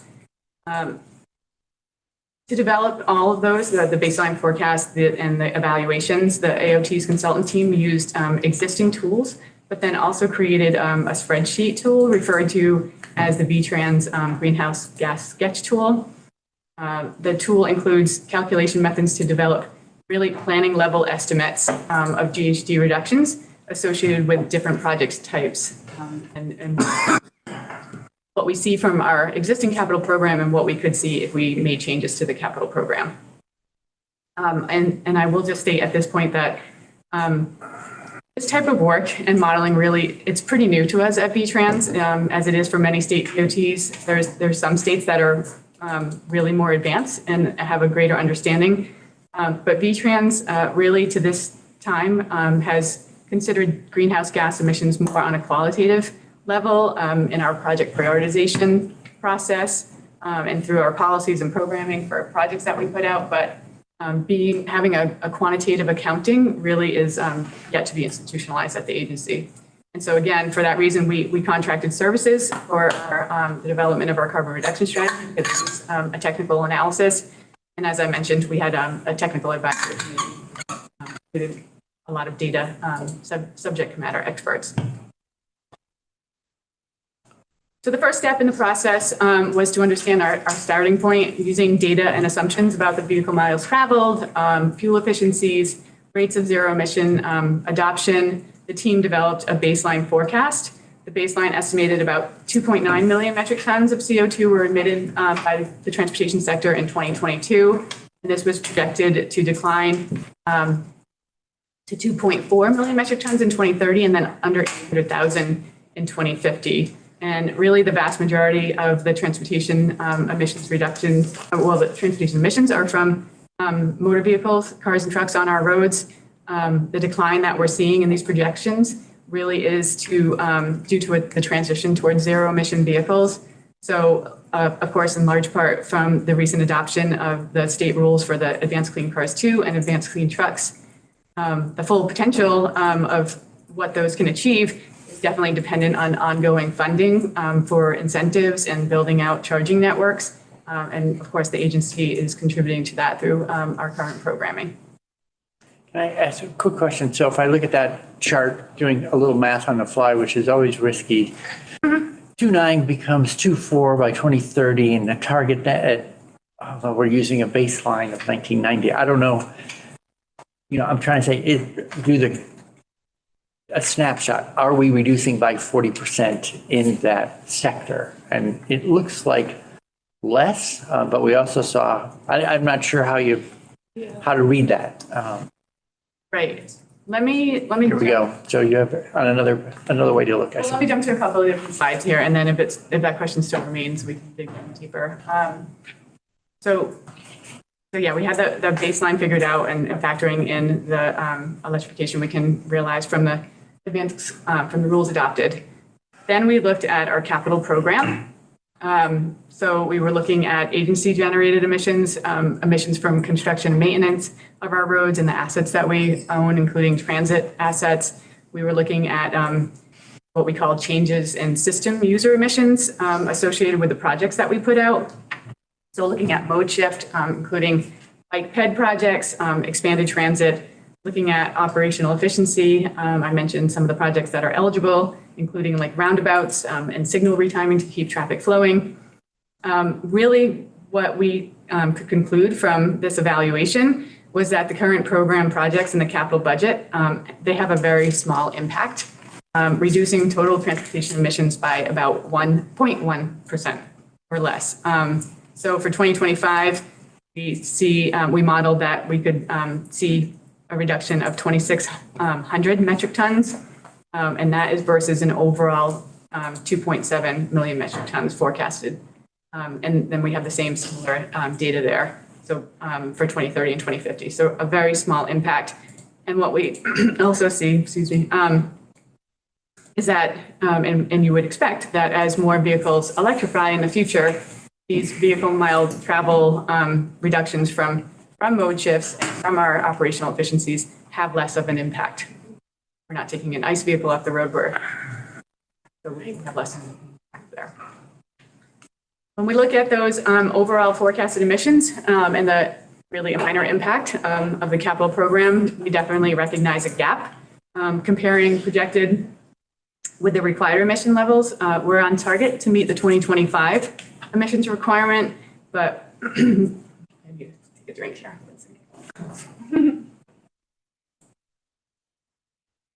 But we're looking at a fairly significant gap in 2030 as well as in 2050. We did do some modeling and assuming a linear decline between 2030 and 2050 and making sure that we support adequate funding for continued investment in the vehicle adoptions. It's estimated that 2030 requirement could be met roughly by 2035.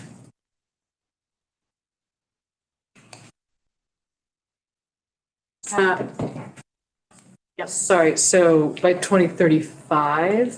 Yes. As opposed to 2030?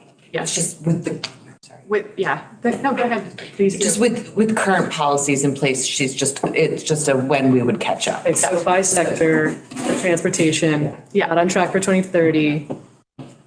Without any. Business as usual. Get there at 2035, just for, All right. just for information. Okay, this is our target for 2030 for transportation. Yes. Okay. So then we looked at what available options we had to close the gap. Basically, looking at expanding the projects that VTrans has control over and oversees, looking at the bike ped, the transit, EV incentives, looking at supporting incentives to encourage compact land use and teletravel, and then looking at what other policies after that would need to be implemented, whether it's policies, incentives, or regulations that would bring us to meeting those requirements. So we went out to our stakeholders. We had 6 stakeholder groups. We met with them twice through the process. We had 2 public meetings. And based on their input for those different types of potential strategies, we modeled the impact of what they could achieve.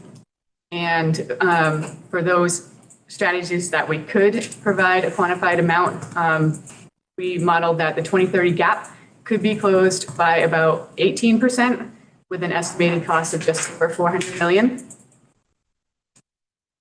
And that you can see that line item does include our transportation projects, the land use types of activities that we would want, including broadband, and then some regulations for advanced clean fleets and rebates.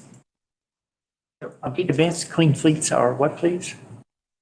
Want to jump in there? It would, as Vermont has followed suit with California, and we have adopted advanced clean cars too and advanced clean trucks. There are new rules being promulgated by California right now called advanced clean fleets. And it would be a similar, more expansive rulemaking that Vermont could do that would look at the fleet sales of Vermont. And so it's something that VTrans modeled as a way to close the gap. And something that we'll be considering in close partnership with ANR and VTrans in the coming Thank you, Chair Bray.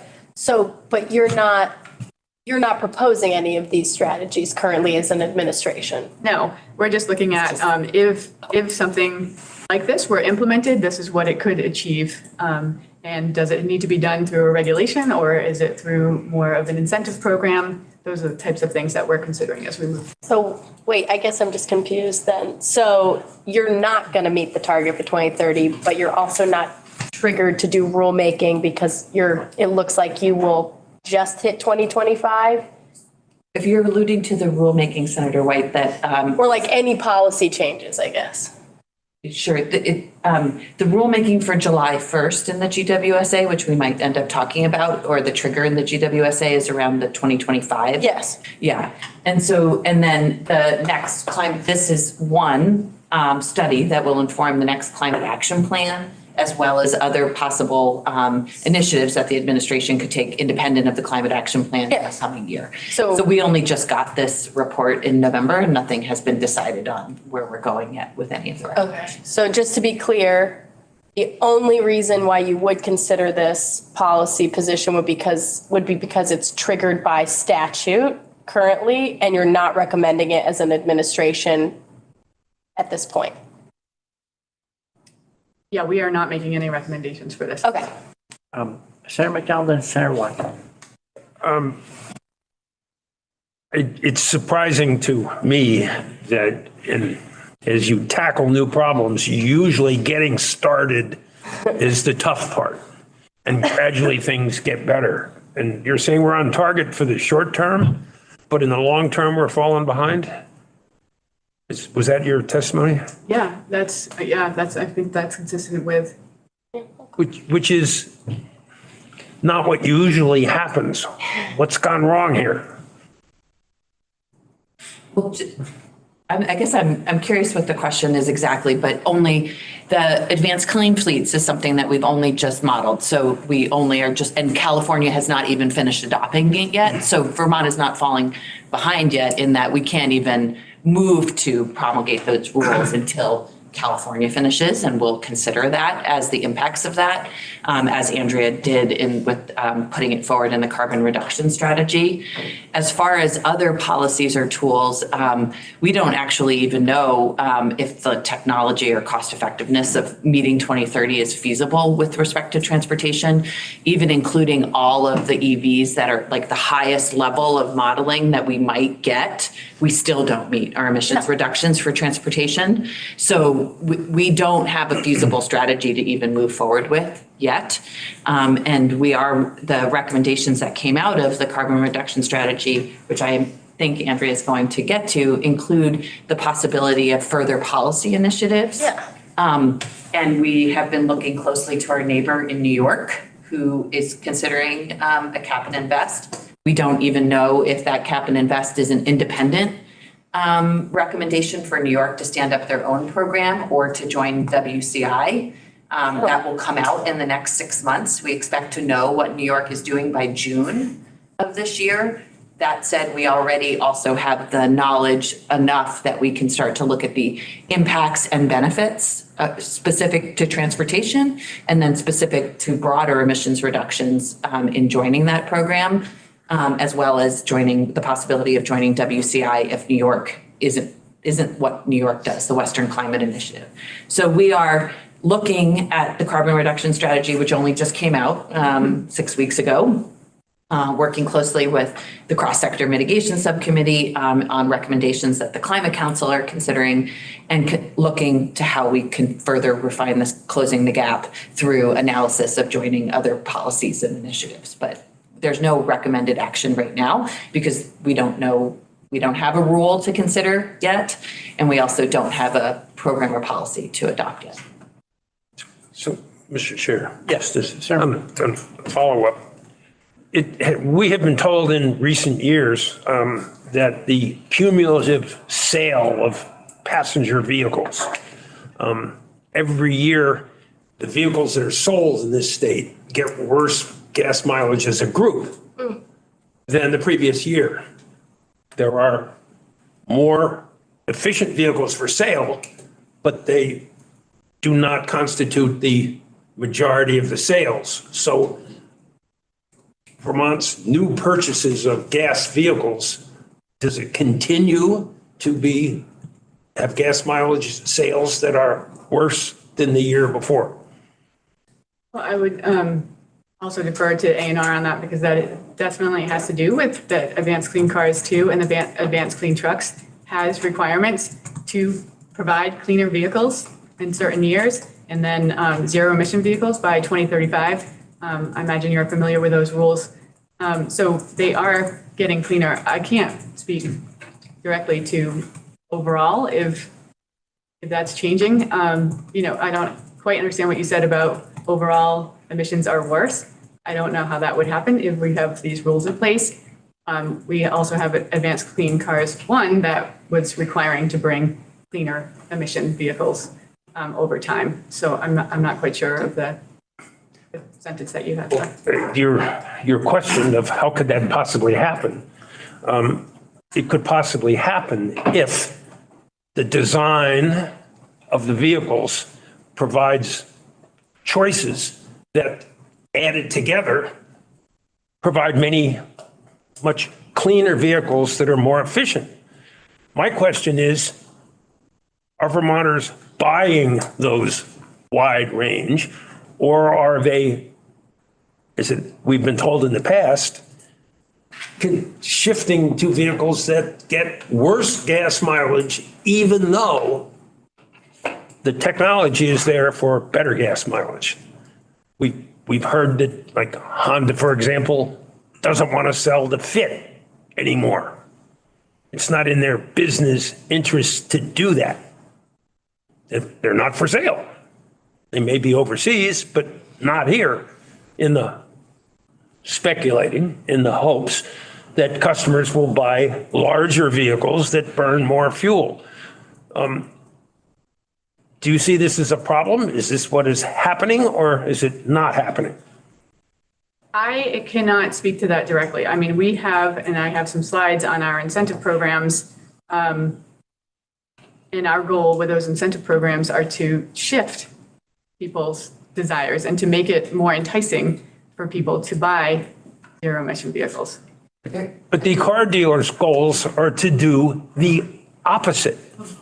Yeah, Vermont's participation in the U.S. Climate Alliance gives us a lot of seat at the table to talk about EPA regulations and emission standards. And we have signed on as a state to a letter that was directed to the White House that I'd be happy to provide that actually speaks to EPA standards broadly across vehicle efficiency standards. And so I understand what you're saying. Even if you're buying electric vehicles, the remaining fleet is still becoming less efficient by the nature of what OEMs are delivering. And those are standards that are regulated by the Environmental Protection Agency. And that is a space that as a state, we've signaled strongly that we want to see more efficient vehicles in the larger fleet.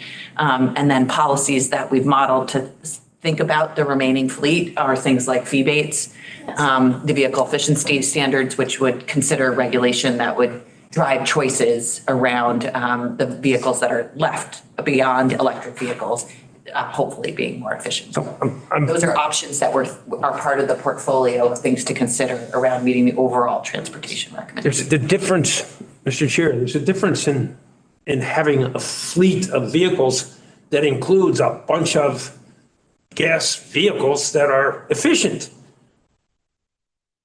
But if the sellers of those vehicles have little interest in selling such vehicles and use their sales and techniques to encourage the purchase of less efficient vehicles, what do we propose as a state to deal with a business practice which is diametrically the opposite of what the agency says it's seeking to accomplish? That actually maybe I'm sorry that I didn't pick up on this at first, and Andrea alluded to this, but there are support and training programs actually as complementary to the adoption of the rulemaking that actually puts in place training for OEMs and car dealers in Vermont to actually educate car dealers about selling more efficient vehicles and the benefits of electric vehicle deployment. That's actually stuff that are considerations, what you're speaking to, that we see as further work that we need to do and is actually part of our climate pollution reduction grant, and through ANR's participation from Megan O'Toole as part of the Clean Cities Coalition, is training and education for car dealers to do exactly what you're speaking to is something that we're very much considering. We're asking car dealers, if we follow what you've said, to do what they do not wish to do, which is against their profit-making strategies.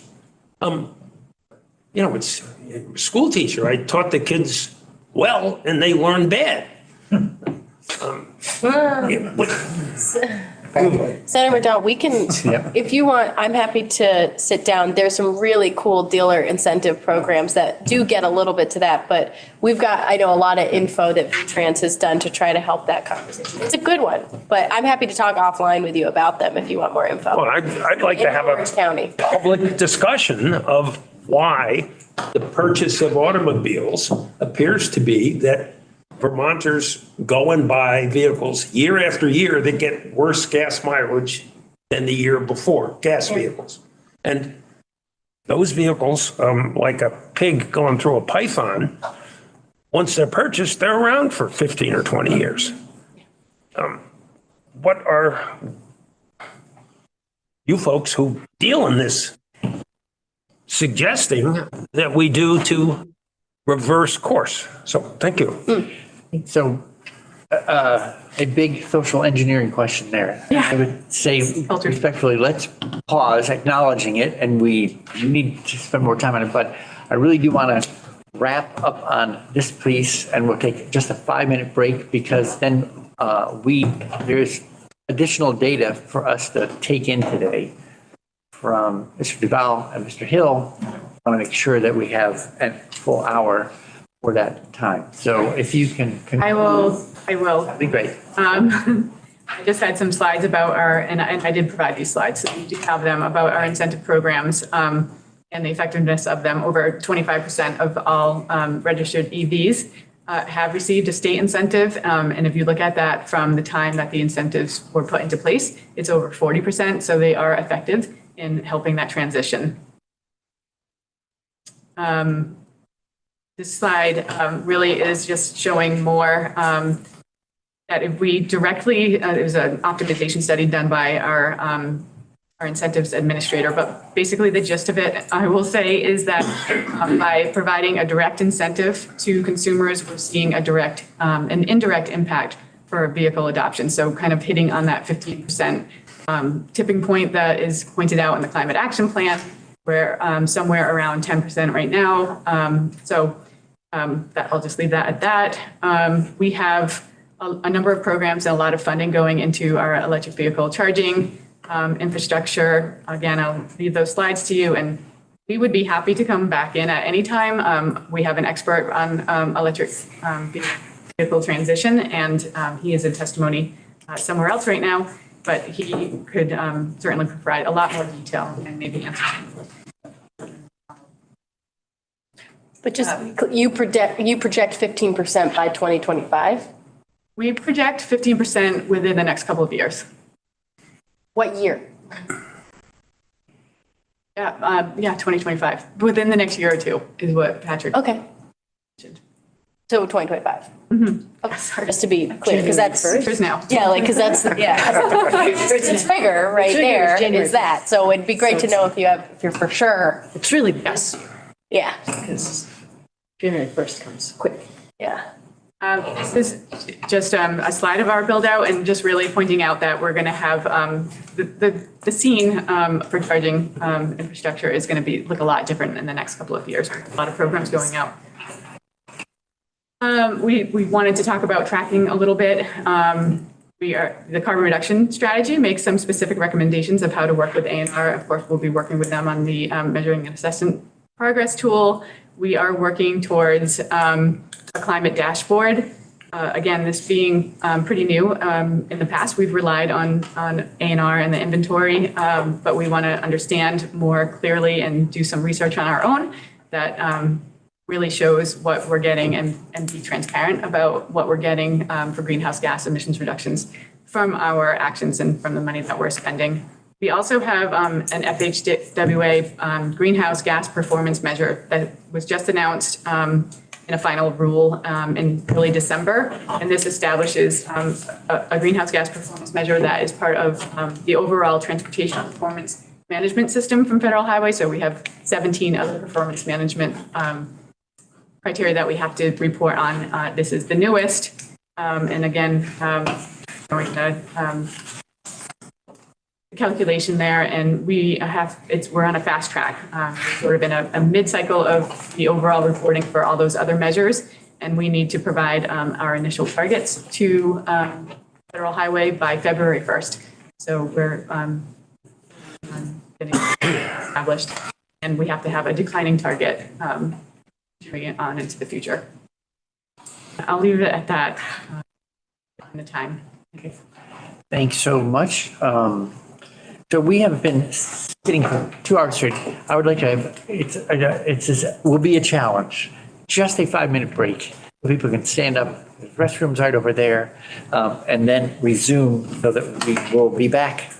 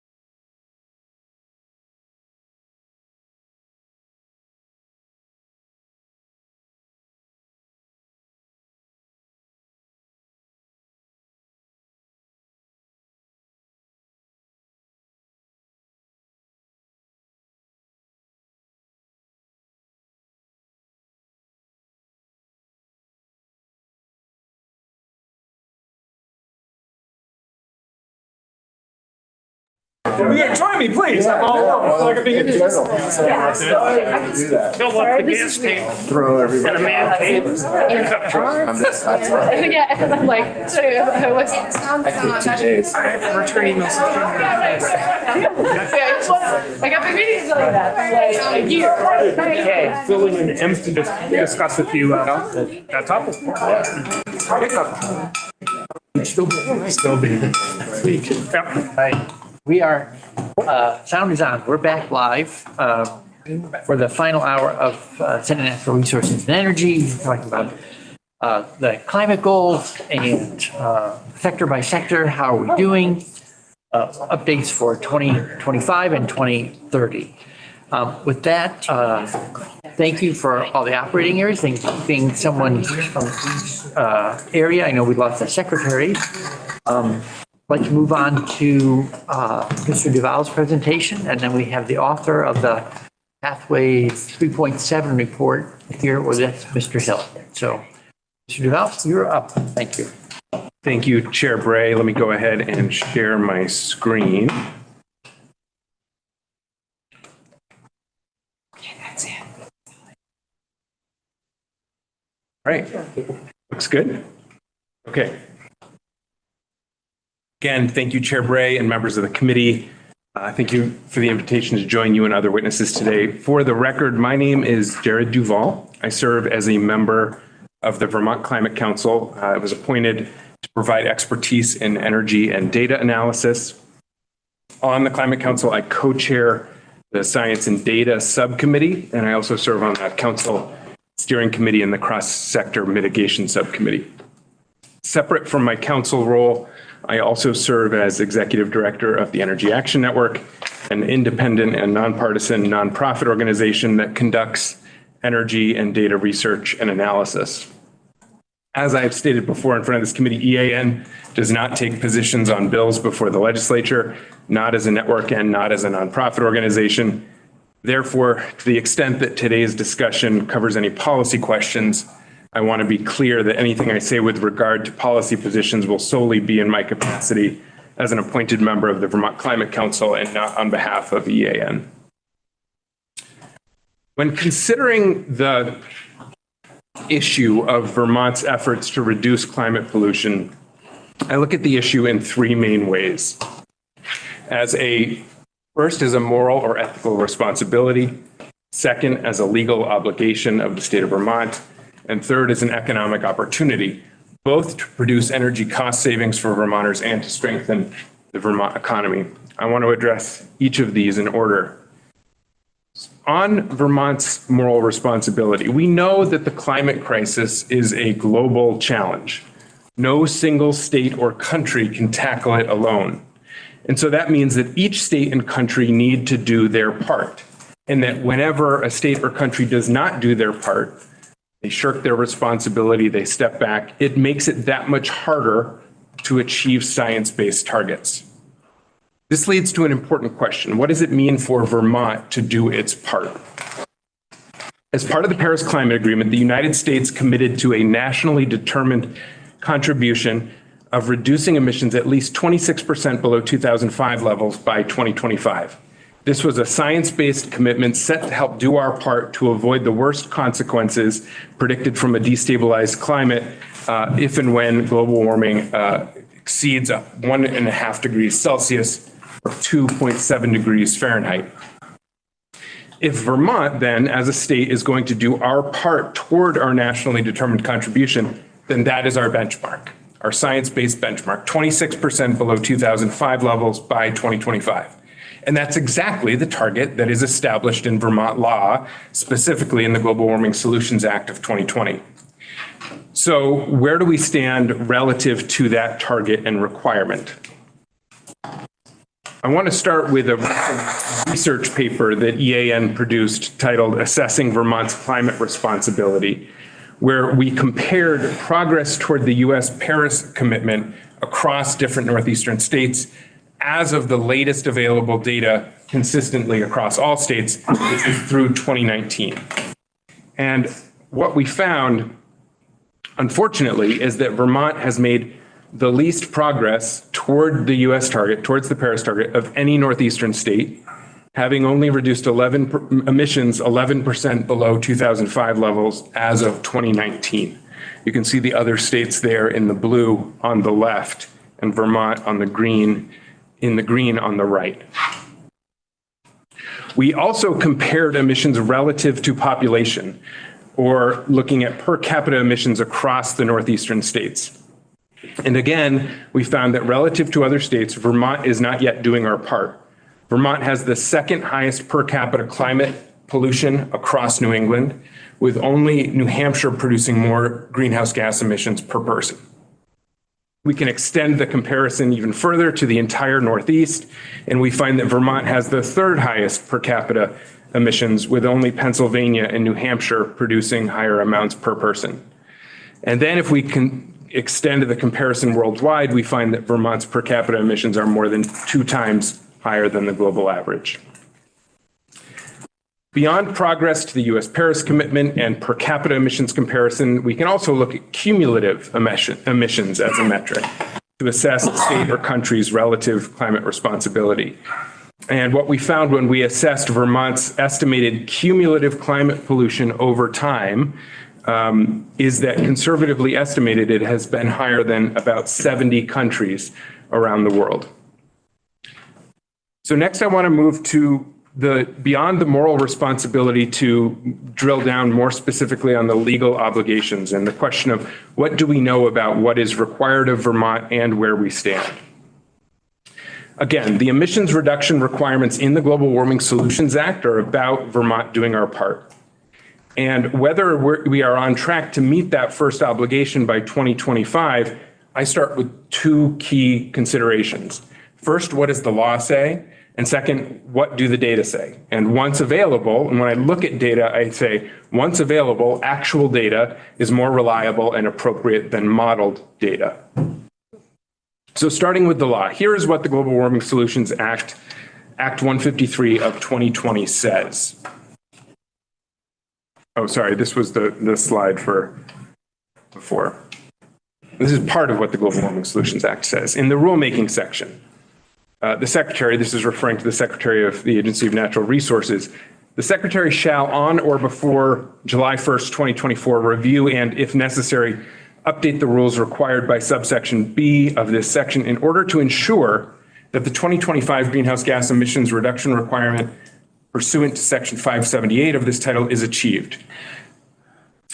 And so that then raises the question of what does section 578 of the title say? And that's, I've heard the terminology a couple times today around goals for reducing climate pollution. The language in the law is that these are greenhouse gas reduction requirements. And here you see what for the first requirement by January 1st, 2025 is, again, in line with the Paris commitment. I think that a really important part of the statute is not just what these legal requirements are, but then relative to what we heard today from the Agency of Natural Resources, this section on rulemaking that says that we need to ensure that the 2025 greenhouse gas emissions reduction requirement is achieved.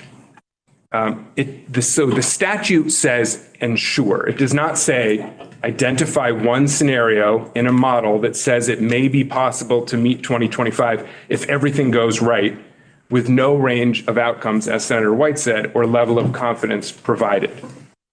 Regarding that model, I'd like to turn to the question of whether it is appropriate to use it as a reason not to meet a legal responsibility to update rules to ensure that the 2025 requirements are met.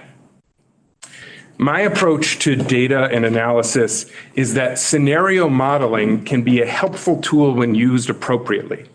However, scenario modeling should not take the place of actual measurement and verification.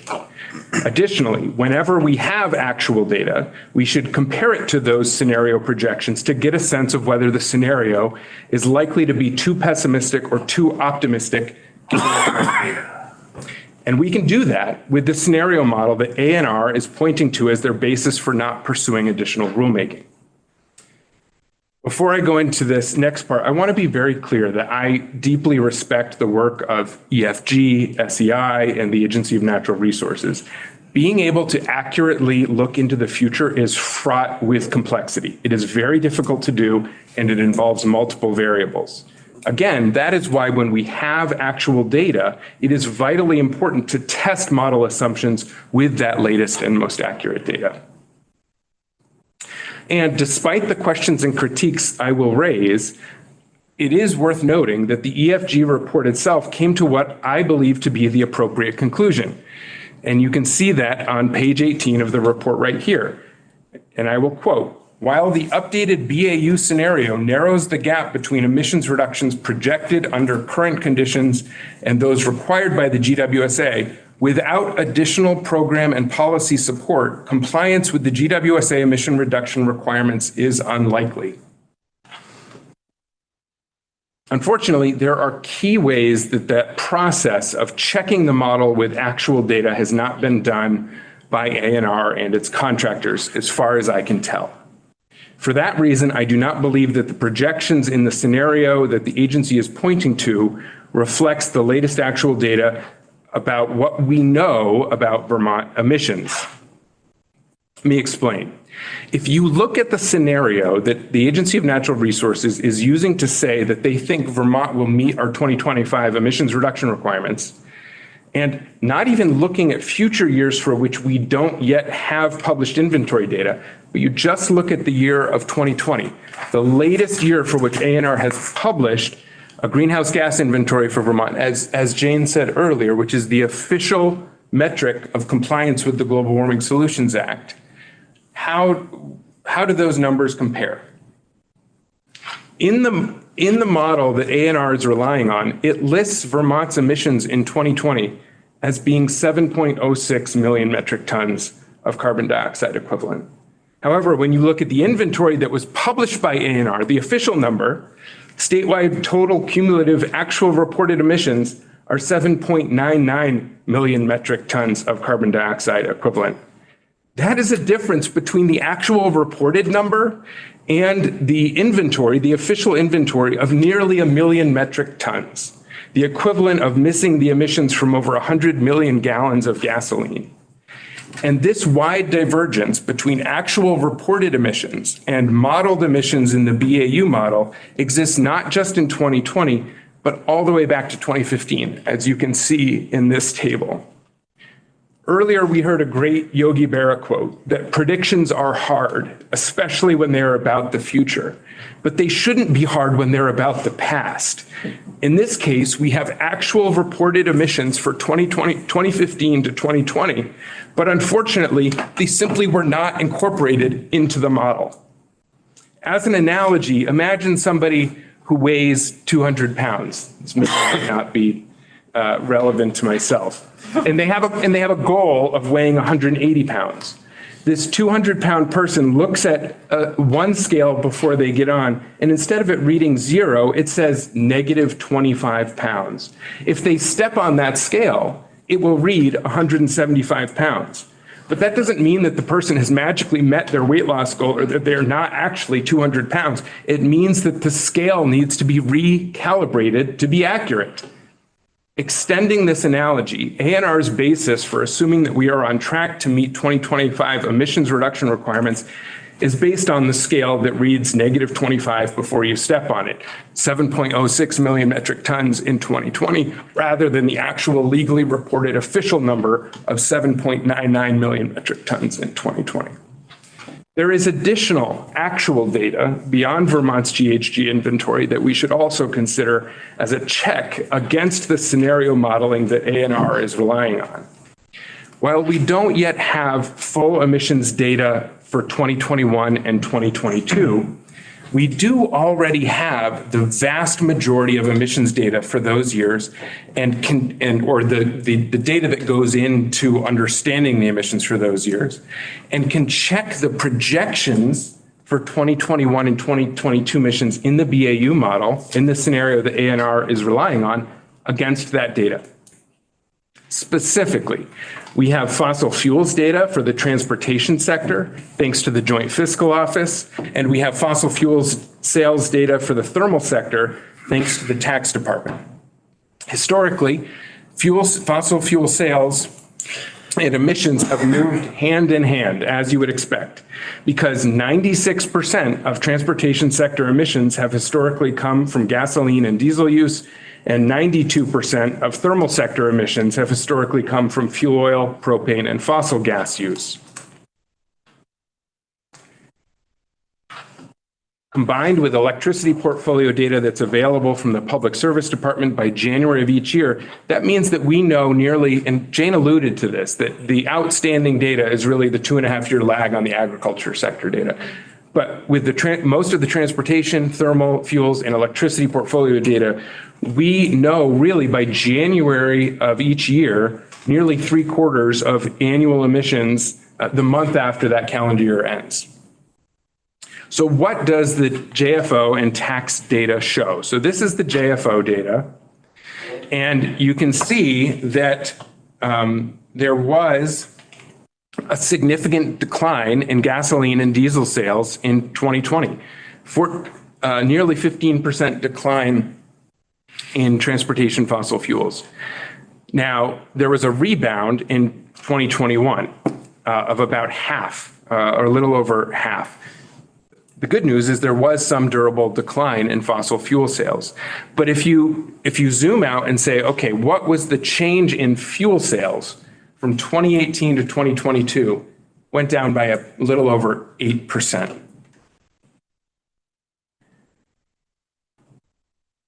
Oops.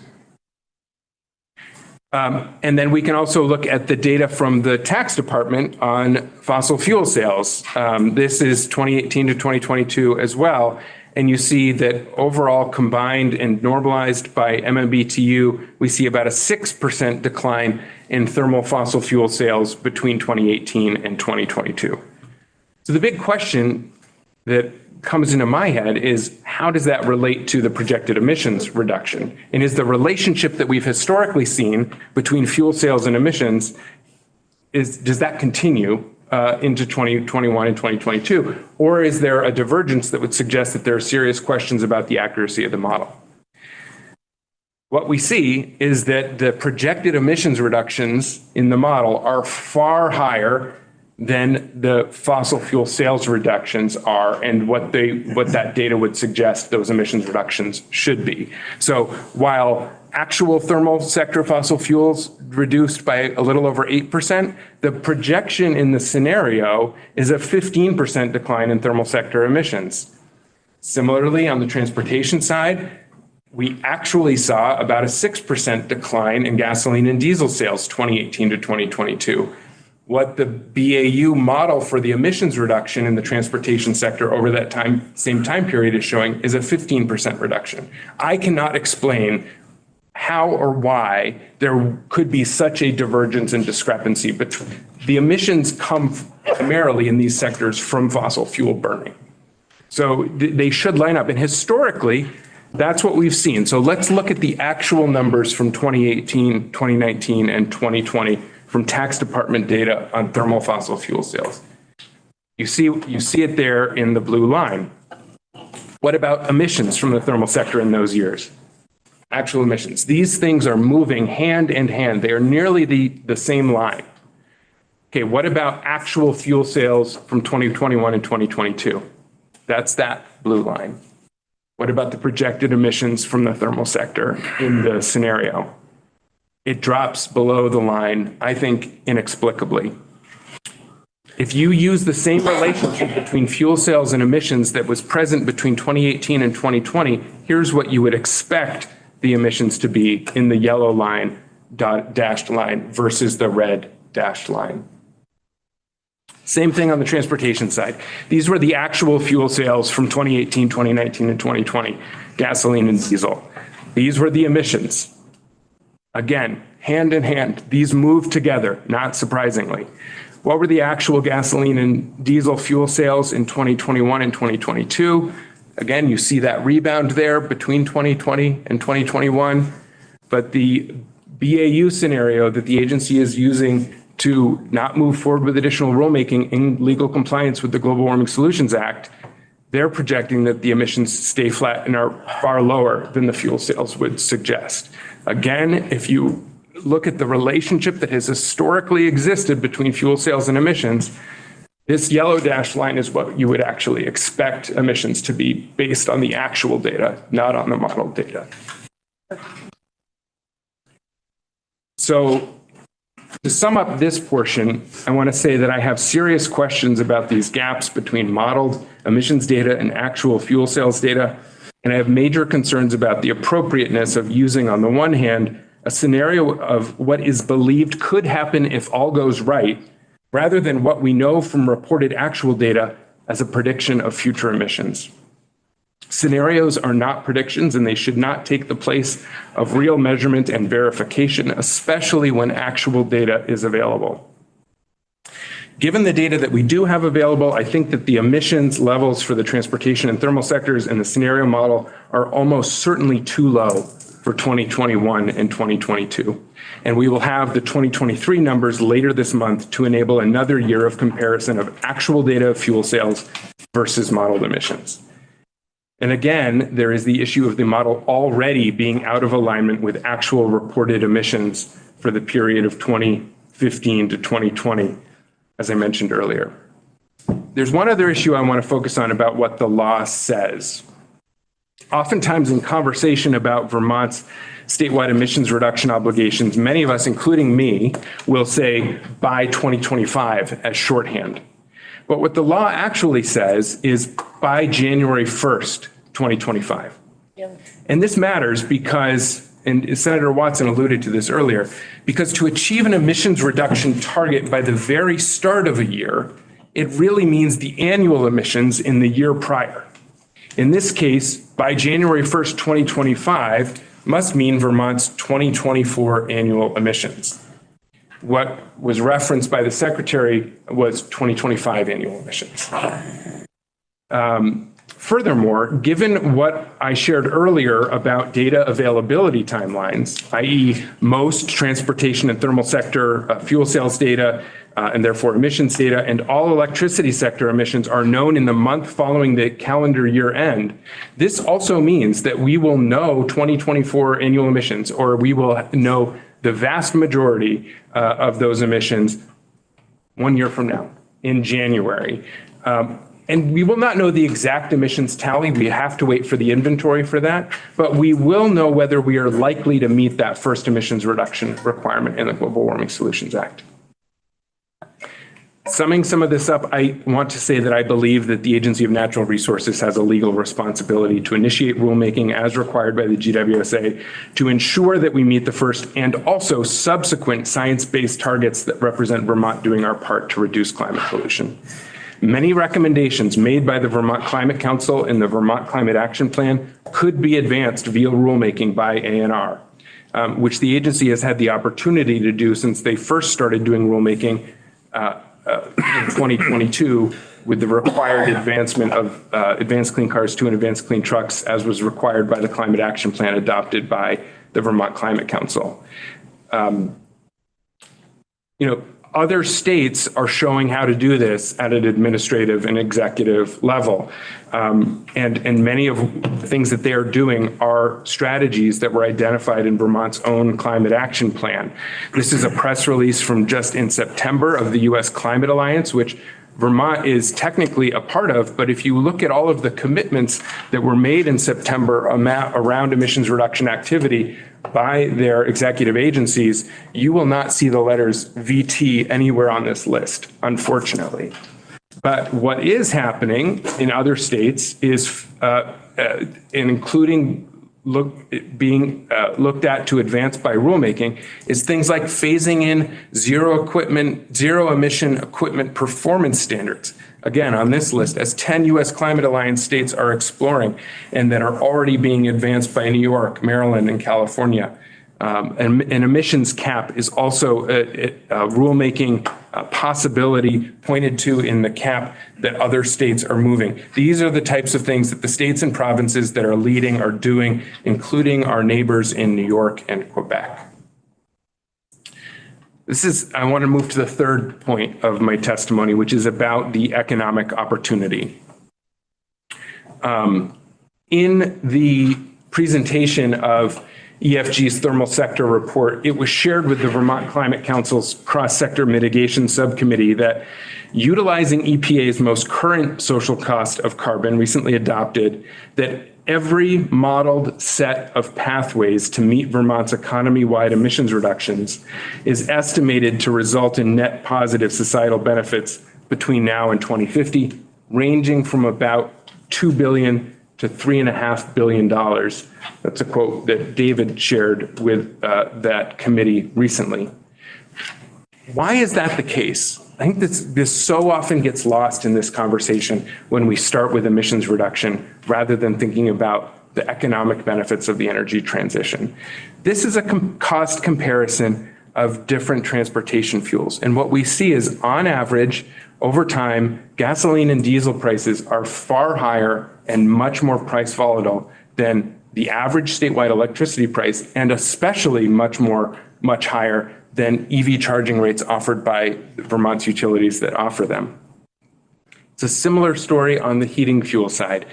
If you look at the gray, pink, and purple lines, propane, kerosene, fuel oil, these are over time generally the highest cost and most price volatile fuels that are used as primary heating options in Vermont. And you can see that heating with heat pumps, with advanced wood heat, these are things that can help move Vermonters to lower cost and more price stable heat. This isn't just EAN's reporting that points to this. Again, I'll quote from the EFG report. For many consumers, adopting measures to reduce emissions will save money. It goes on to say, most consumers would realize annual energy bill savings and even total energy cost savings, including the cost of financing new equipment, net of program and tax incentives, if they transition from fuel oil and propane to electric heat pumps for space and water heating, or to advanced wood technologies for space heating. To bring this down to a personal level, let's just look at some of these transportation and heating cost comparisons for the average Vermonter.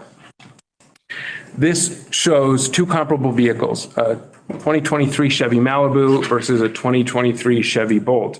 You can see it's divided by the different types of expenses that you face when purchasing and operating a car. The upfront cost, the fuel cost over time, operations and maintenance cost over time. This graph shows over 12 years. And you can see that without incentives, a Chevy Malibu is $1,500 less than a Bolt. But after incentives, the electric vehicle is less expensive upfront, and over the lifetime, the maintenance and fuel cost savings of the electric vehicle are much more significant or you achieve significant savings relative to the gas vehicle. So either way of looking at it, comparable vehicles, EVs, have the opportunity to save Vermonters significant amounts of money over time. You can look at it on the heating side. This is actual data from the last 5 years. If you look at the average heating load of the average Vermont house, this is what it would have cost you in fuel costs over the last 5 years. The two most expensive fuels, taking the most money out of Vermonters' pocketbooks and wallets, propane and fuel oil.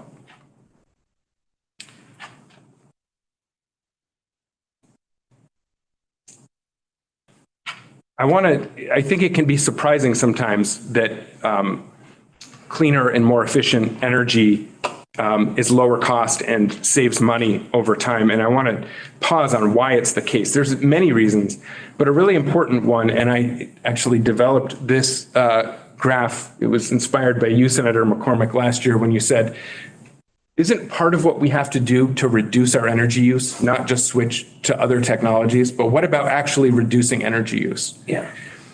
And what I think sometimes gets missed is that by moving to modern electric technology like EVs and like heat pumps, it helps us significantly reduce energy use because they're so much more efficient at converting the input energy into what the work we want it to do. In a vehicle, moving it, in the heating case, staying warm. So when we use modern electric technology, we need less energy to accomplish the same task. What are the examples here? An electric vehicle. In an internal combustion vehicle, only about 16 to 25% of the energy you put into it actually gets delivered to the wheels. So much of it is lost through heat and engine losses. It's incredibly inefficient. In contrast, an electric vehicle is 4 to 5 times more efficient, meaning that you can put in the equivalent amount of energy of about a quarter of the amount of energy to move the same number of miles in an EV because they're such more efficient pieces of technology. The same is true, I'm sorry, I don't have it, but the same is true for the average efficiencies of heat pumps as compared to combustion furnaces and boilers. Lastly, I want to talk about not just from the individual consumer level, but at the macroeconomic level for the state of Vermont. It is also true that using cleaner energy sources such as electricity and sustainably sourced wood keep far more dollars in state reinvesting in and strengthening the Vermont economy. Specifically, on average, about 75 cents of every dollar spent on fossil fuels in Vermont drains out of the state economy. This is in large part because fossil fuels are 100% imported into Vermont. And as a global commodity product, most of the cost we pay for them goes to out-of-state and out-of-country producers. But this relationship gets reversed when we spend money on electricity or local wood, with 3/4 or more of the dollars that we spend on those energy sources staying and recirculating in the Vermont economy, helping to retain and create jobs for our neighbors. In conclusion, doing our part to reduce emissions in line with science-based targets is not just a moral responsibility and a legal obligation. It is also an opportunity to reduce energy costs for Vermonters and to strengthen the Vermont economy. Unfortunately, given the actual data that we have at hand, I do not believe that we should have any degree of confidence that we are currently on track to meeting the 2025 legal obligation for emissions reduction required by the Global Warming Solutions Act. And that also means that we are unfortunately not on track to achieving the full scale of economic and social benefit that is possible.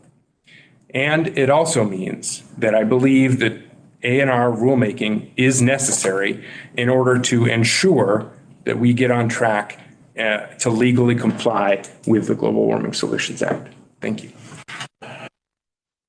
Thank you. Any questions for Mr. Duval before we go to Mr. Hill? Okay. So, Mr. Hill, you're batting cleanup, and you have maybe a especially close knowledge of the data that goes into the report. And I guess Mr. Duval's presentation probably has us wondering why the model seems to depart from the actual data that he's been tracking. Yeah, thank you. For the record, David Hill, I'm a managing consultant with Energy Futures Group based in Heinsberg, Vermont. And we, as under contract with the Agency of Natural Resources, prepared the thermal energy sector study that's been referenced here in collaboration with the Stockholm Environment Institute and Cadmus Group. We completed this work in November of 2023, and happy to discuss and answer questions. Can I ask a quick question just to keep language straight? Sometimes I've heard people refer to this, or there was a report being referred to as the Pathways 3.27 report. Is that synonymous with this document? It's not synonymous, but the modeling, the version of the LEAP model that's used in this is version 3.27. Okay. It's evolved, yes. Okay, thank you. Yeah. So thank you. I think that there are, there are important and valuable points that Jared is raising and questions, and we do the best that we can when we're undertaking a study like this to address things from every angle. I think that there are important elements of how you look at scenario planning and modeling and future projections and then the current state. And you'd like everything to be completely consistent, coherent, et cetera. It's not always the case. Jared has raised some points that I think are valuable observations. I can explain what we did and how we modeled in the study that we conducted and how that impacts the baseline. I think that a scenario planning model or a study that is looking at this doesn't replace, nor was it intended to be, the means by which you validate the state meeting the global warming solutions target reduction or requirement reductions. So that's an important distinction, and I think it's not an appropriate measurement and verification of what's actually happening on the ground is very different from if I put in, these are numbers that we, project going forward, put them into the computer. What's actually happening on the ground is very different. The purchase of vehicles, the number of vehicles purchased, their mileage, et cetera, all of these things. What we did when we updated the baseline, we were building off of the model that has been used as referenced earlier, the LEAP model, and that has a lot of the historic data. We updated that to what's called the State Energy Data System, the SEDS data, I think from 2021. And then LEAP internally, separate from Vermont's state inventory, has coefficients and calculations that are calculating emissions. And so I think to a large degree, there's an update of the energy data based on the latest energy data we had, and there are calculations of the emissions. We did not calibrate and or adjust the model to match the historic emissions. We stayed within, we took the energy data that we had, the updates, updated those within the model, and did not recalibrate or change those to match the historic emissions data. That is potentially a legitimate, step that we could or should have taken in that regard. But the emissions, the baseline emissions here, as Jared is saying, depart somewhat from historic emissions data. And so again, then to use this study as validation of where we stand as opposed to the inventory numbers is probably, mixing studies or information sources from two different things and may not be the most appropriate way to do that. Can I ask a quick question just to sort of clarify? So the data built into LEAP and that flows into the pathways report wasn't corrected in terms of, there's variance between the actual data recorded. Jared had a chart that was actual data versus modeled. We did not use the emissions inventory data to update the model. We used the State Energy Data System, which is from the Energy Information Administration on Vermont's energy consumption levels, which is, again, somewhat different than what Jared is saying, which is the tax records from the JFO, those types of things. But the Energy Information Administration State Energy Data System is used consistently, I think, in studies of this type to update the latest energy consumption data. And we used that to kind of calibrate and validate. We did not then, what we didn't use was emissions data from the past and change the model in that fashion. Sure. So since, whatever, in the end, the physics of what's happening outside are driven by emissions. I guess the concern is that the modeling, though, may reveal sort of how the machine will behave by adjusting different things in it. If the modeling starts out with the real world data not fed into the best of our knowledge, then the model can't accurately predict what will happen. a step Fair way that, to look at it. well, a step that you take at the beginning is to validate the model with, to take updated data and to use that to match it to what's in the model. And we did that with the energy data, but not with the emissions data. So, yeah. Senator Watts. Thank you. I just want to appreciate your sentiment there about, that that's something that you could do and maybe should have done, and just thinking about the future, I assume like the reports are done, updates can't be made at this point, but I think that would be really interesting to know if you were to adjust for that, how that would change the model. And I guess I say that also in the context of looking at the comparison between the predicted and the actual emissions. It was almost consistently about 1 million metric tons off, it was just surprising to me how consistent that was. And maybe that's like a systematic thing, I don't know, but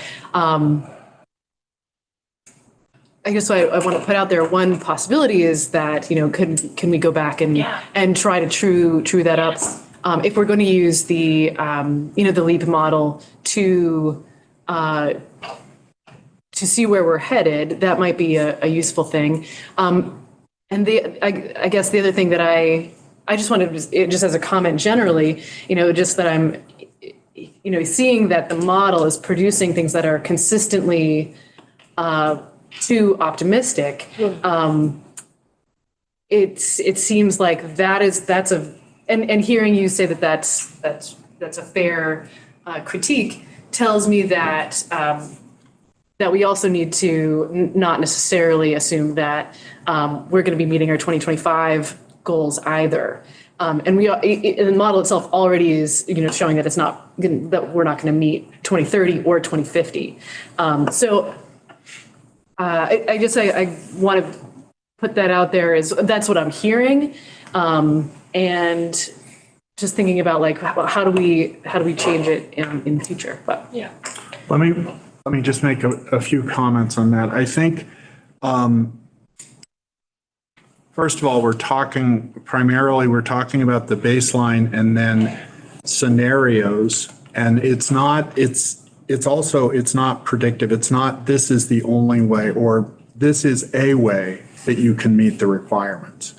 And so what the model is saying is to meet the requirements, we need to have this number of heat pump conversions, this number of electric vehicles, vehicle miles traveled, et cetera.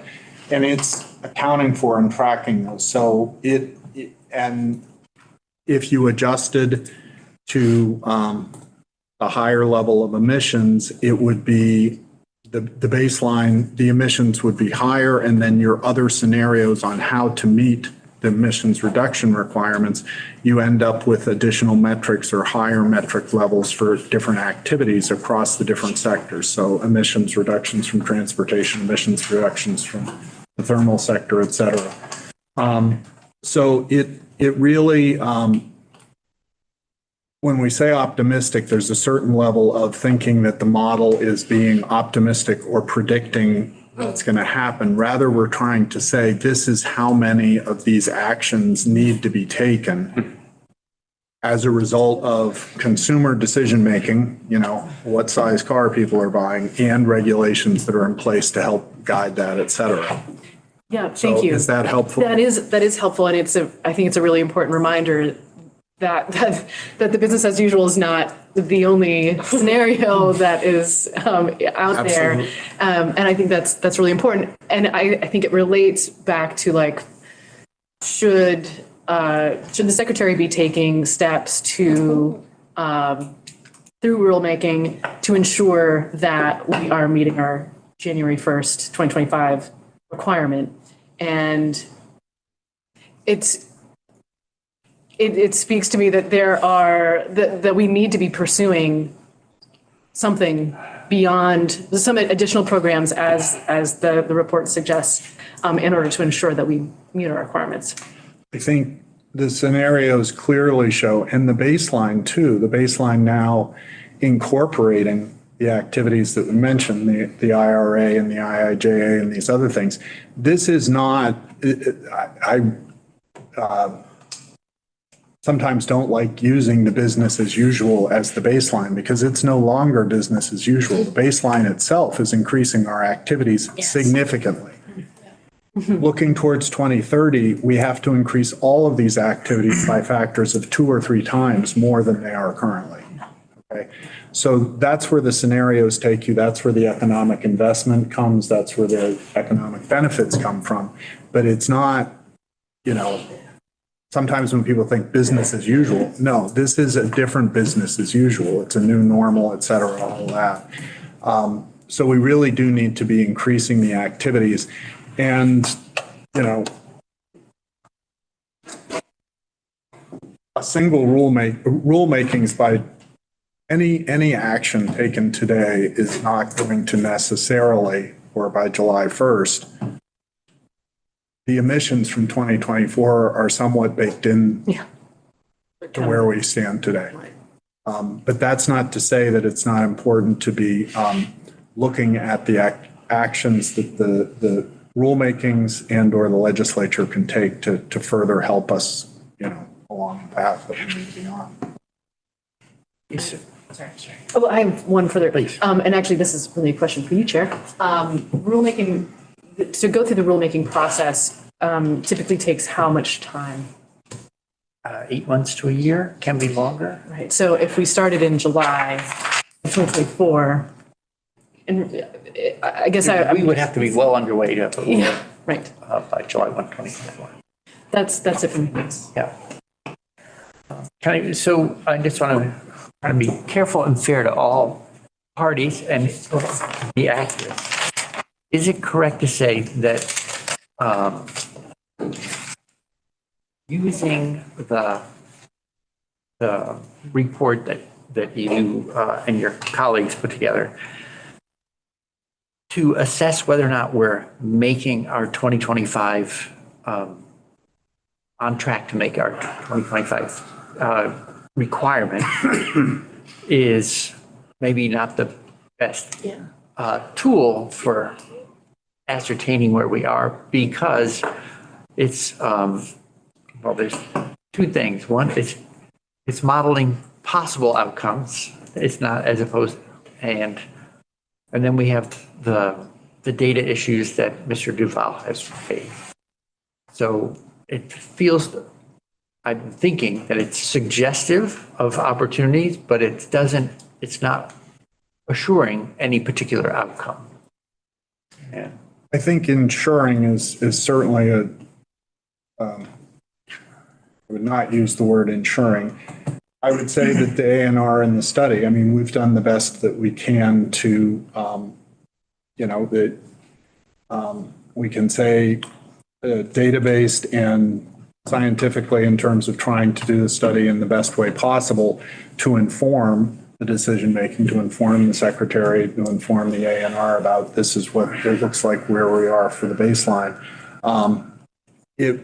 This was not a study or scope of work that had the primary objective of saying ensuring that the 2025, it's a longer term study, it's a longer term scenario study. It was not based on the measurement and verification of the actions taken on the ground. So, but I think that I don't know, Jane, feel free to comment on this, but I feel like it was a step to inform the actions in the thermal cycle that can and need to be taken to meet targets and, update. You have scenarios, right? So you can see the cost effectiveness of different strategies. It seems like a planning and development tool more than a are we there tool. Yes. It's not an are we there tool. An important part of the scope of work was an update to the baseline scenario, and we worked with the department with ANR to do that. The way in which we did it is our responsibility. So yeah. Okay. That's why I want to be very careful. Not picking on anyone, just trying. We all want to have the same data in front of us and know how to use it well for the best possible outcomes. I think it's complex, but on the other hand, we don't need to be paralyzed by that complexity. Right. So thank you for those explanations. Mr. Duval and, Ms. Lorchek, I don't know if you want to comment as well. Mr. Hill was alluding to, maybe you want to interpret, you're the client for the report. Well, yeah, I have a number of points related to Mr. Duval's testimony. I guess I'll just start by saying I'm surprised by sort of the reveal of the data question, understanding that Mr. Duval was on the task group that had privy to review the data all along the way for the baseline work, and this was never brought up to us as a concern or a question in his pre-review before this testimony today. So I just want to signal that I'm a little disheartened by the fact that as a review member, providing data expertise, if there were significant concerns, this is the first we're hearing of it. I also just want to say that while A&R has never said that the baseline is intended to be predictive of meeting 2025, we firmly said that the metric associated with meeting the target is the greenhouse gas inventory, and that we do believe that contracting firms like EFG to update our baseline based on a process and methodology adopted in support by the Climate Council, I will say, is something that we've been doing in good faith as an indicator to understand where we are in meeting our emissions reductions, and something that I do think is really sound, and understand that there's processes in place for people to raise objections around the way we're doing it. So just want to point that out. And then the data that we've been referencing only goes through 2022. Obviously, we know that most of the federal investments, the impacts of rules and other things are really going to have their most impactful implications on emissions reductions beyond 2022. And so it's hard to know quite yet on 2025.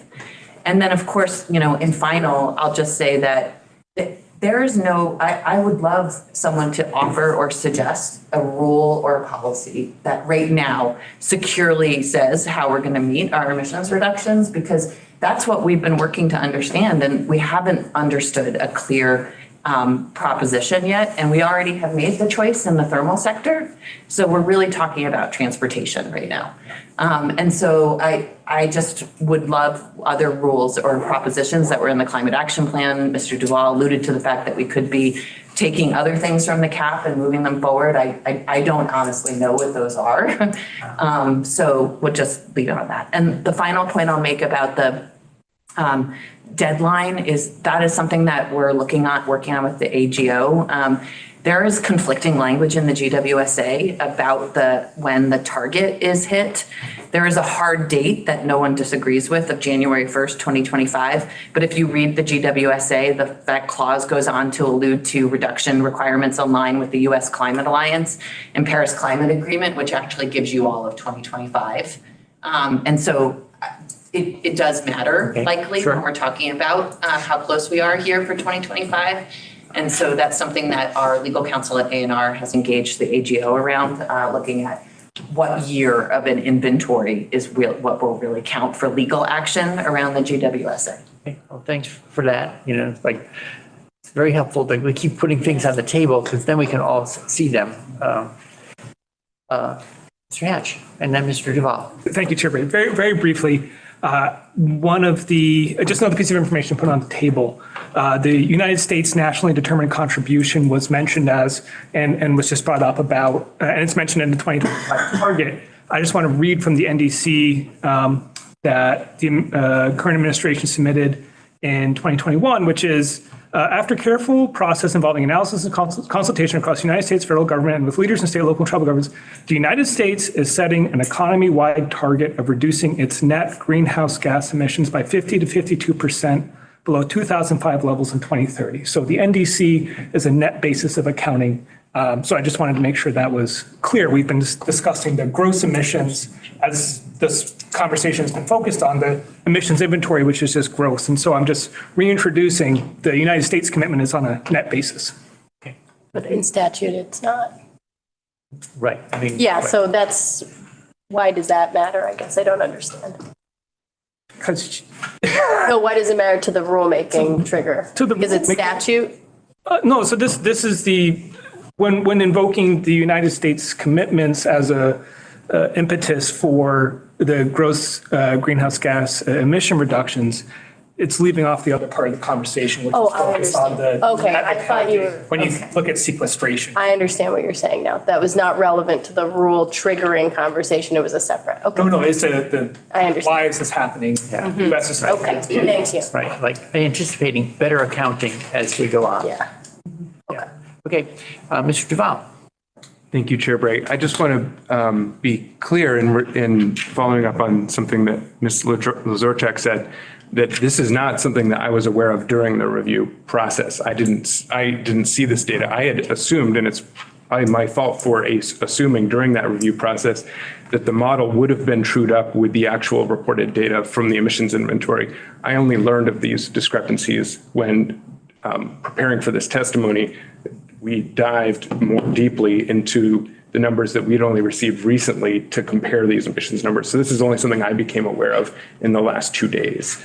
So I just want to be clear that this is not something that, I knew beforehand and did not share. I had assumed that a model that is looking to project future emissions levels would be calibrated to and accounting for the actual reported emissions levels in the inventory. And unfortunately, that is not the case. The other thing that I want to raise, because it came up about timelines, is that while the Agency of Natural Resources points to the scenario as a rationale for not moving forward with additional rulemaking by 2025, I think the thing that everybody agrees on, that I have not seen a single report or suggestion disagree with, is that we should not have any confidence that we are on track for the 2030 emissions reduction requirements. And, there's a fair point that's brought up because additional rulemaking has not been happening since it last happened in 2022. There is a limited amount of effect that rulemaking begun today will have on the 2024 annual emissions, a year we are already in.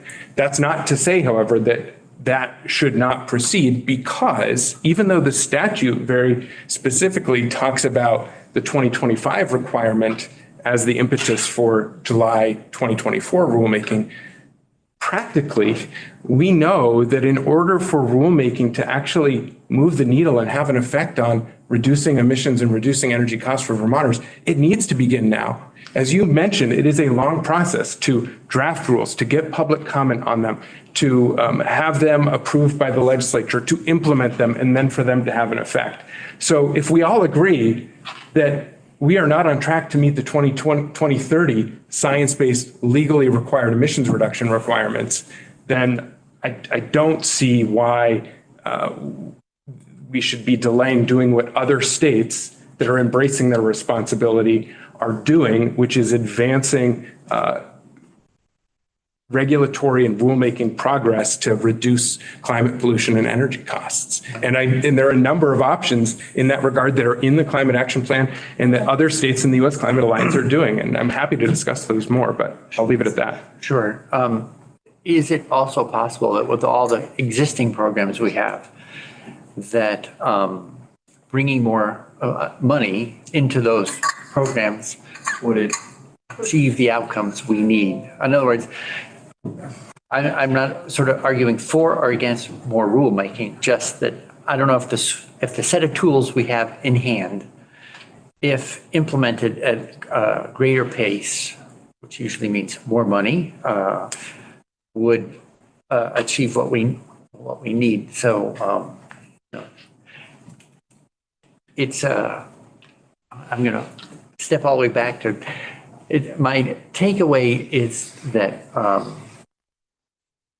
while the report is helpful for looking at the options going forward, as Mr. Hill said, so let me double check this with you, David, that it shouldn't be used as a checkbox for have we made it or not. And I think some people have been, I'm just hearing it characterized in different ways. And if it sounds like the appropriate way to look at that is it's helpful for helping us assess the possible costs and impacts of pursuing different strategies. It's not helpful for us to know whether we're on target at the moment. Does that sound fair to you? Land, simplified, I know, but is that? Simplified somewhat, you said two different things. One was the checkbox that we've met the requirement, and the other was that we're on track. I think it's more appropriate to think about it in terms of an indicator in a study that helps to identify whether we're on track. It does not serve to ensure or verify that we've met the target. Okay. So we've gone over. I appreciate everyone's patience and staying late. I know that, so thank you, everyone. This is one of those onion peeling experiences where there's always another layer. So I think we'll be following up, the committee will be following up to help everyone have a conversation that just brings more clarity to the question of where we are currently and what we plan to do next, and how we all can work together to support achieving those better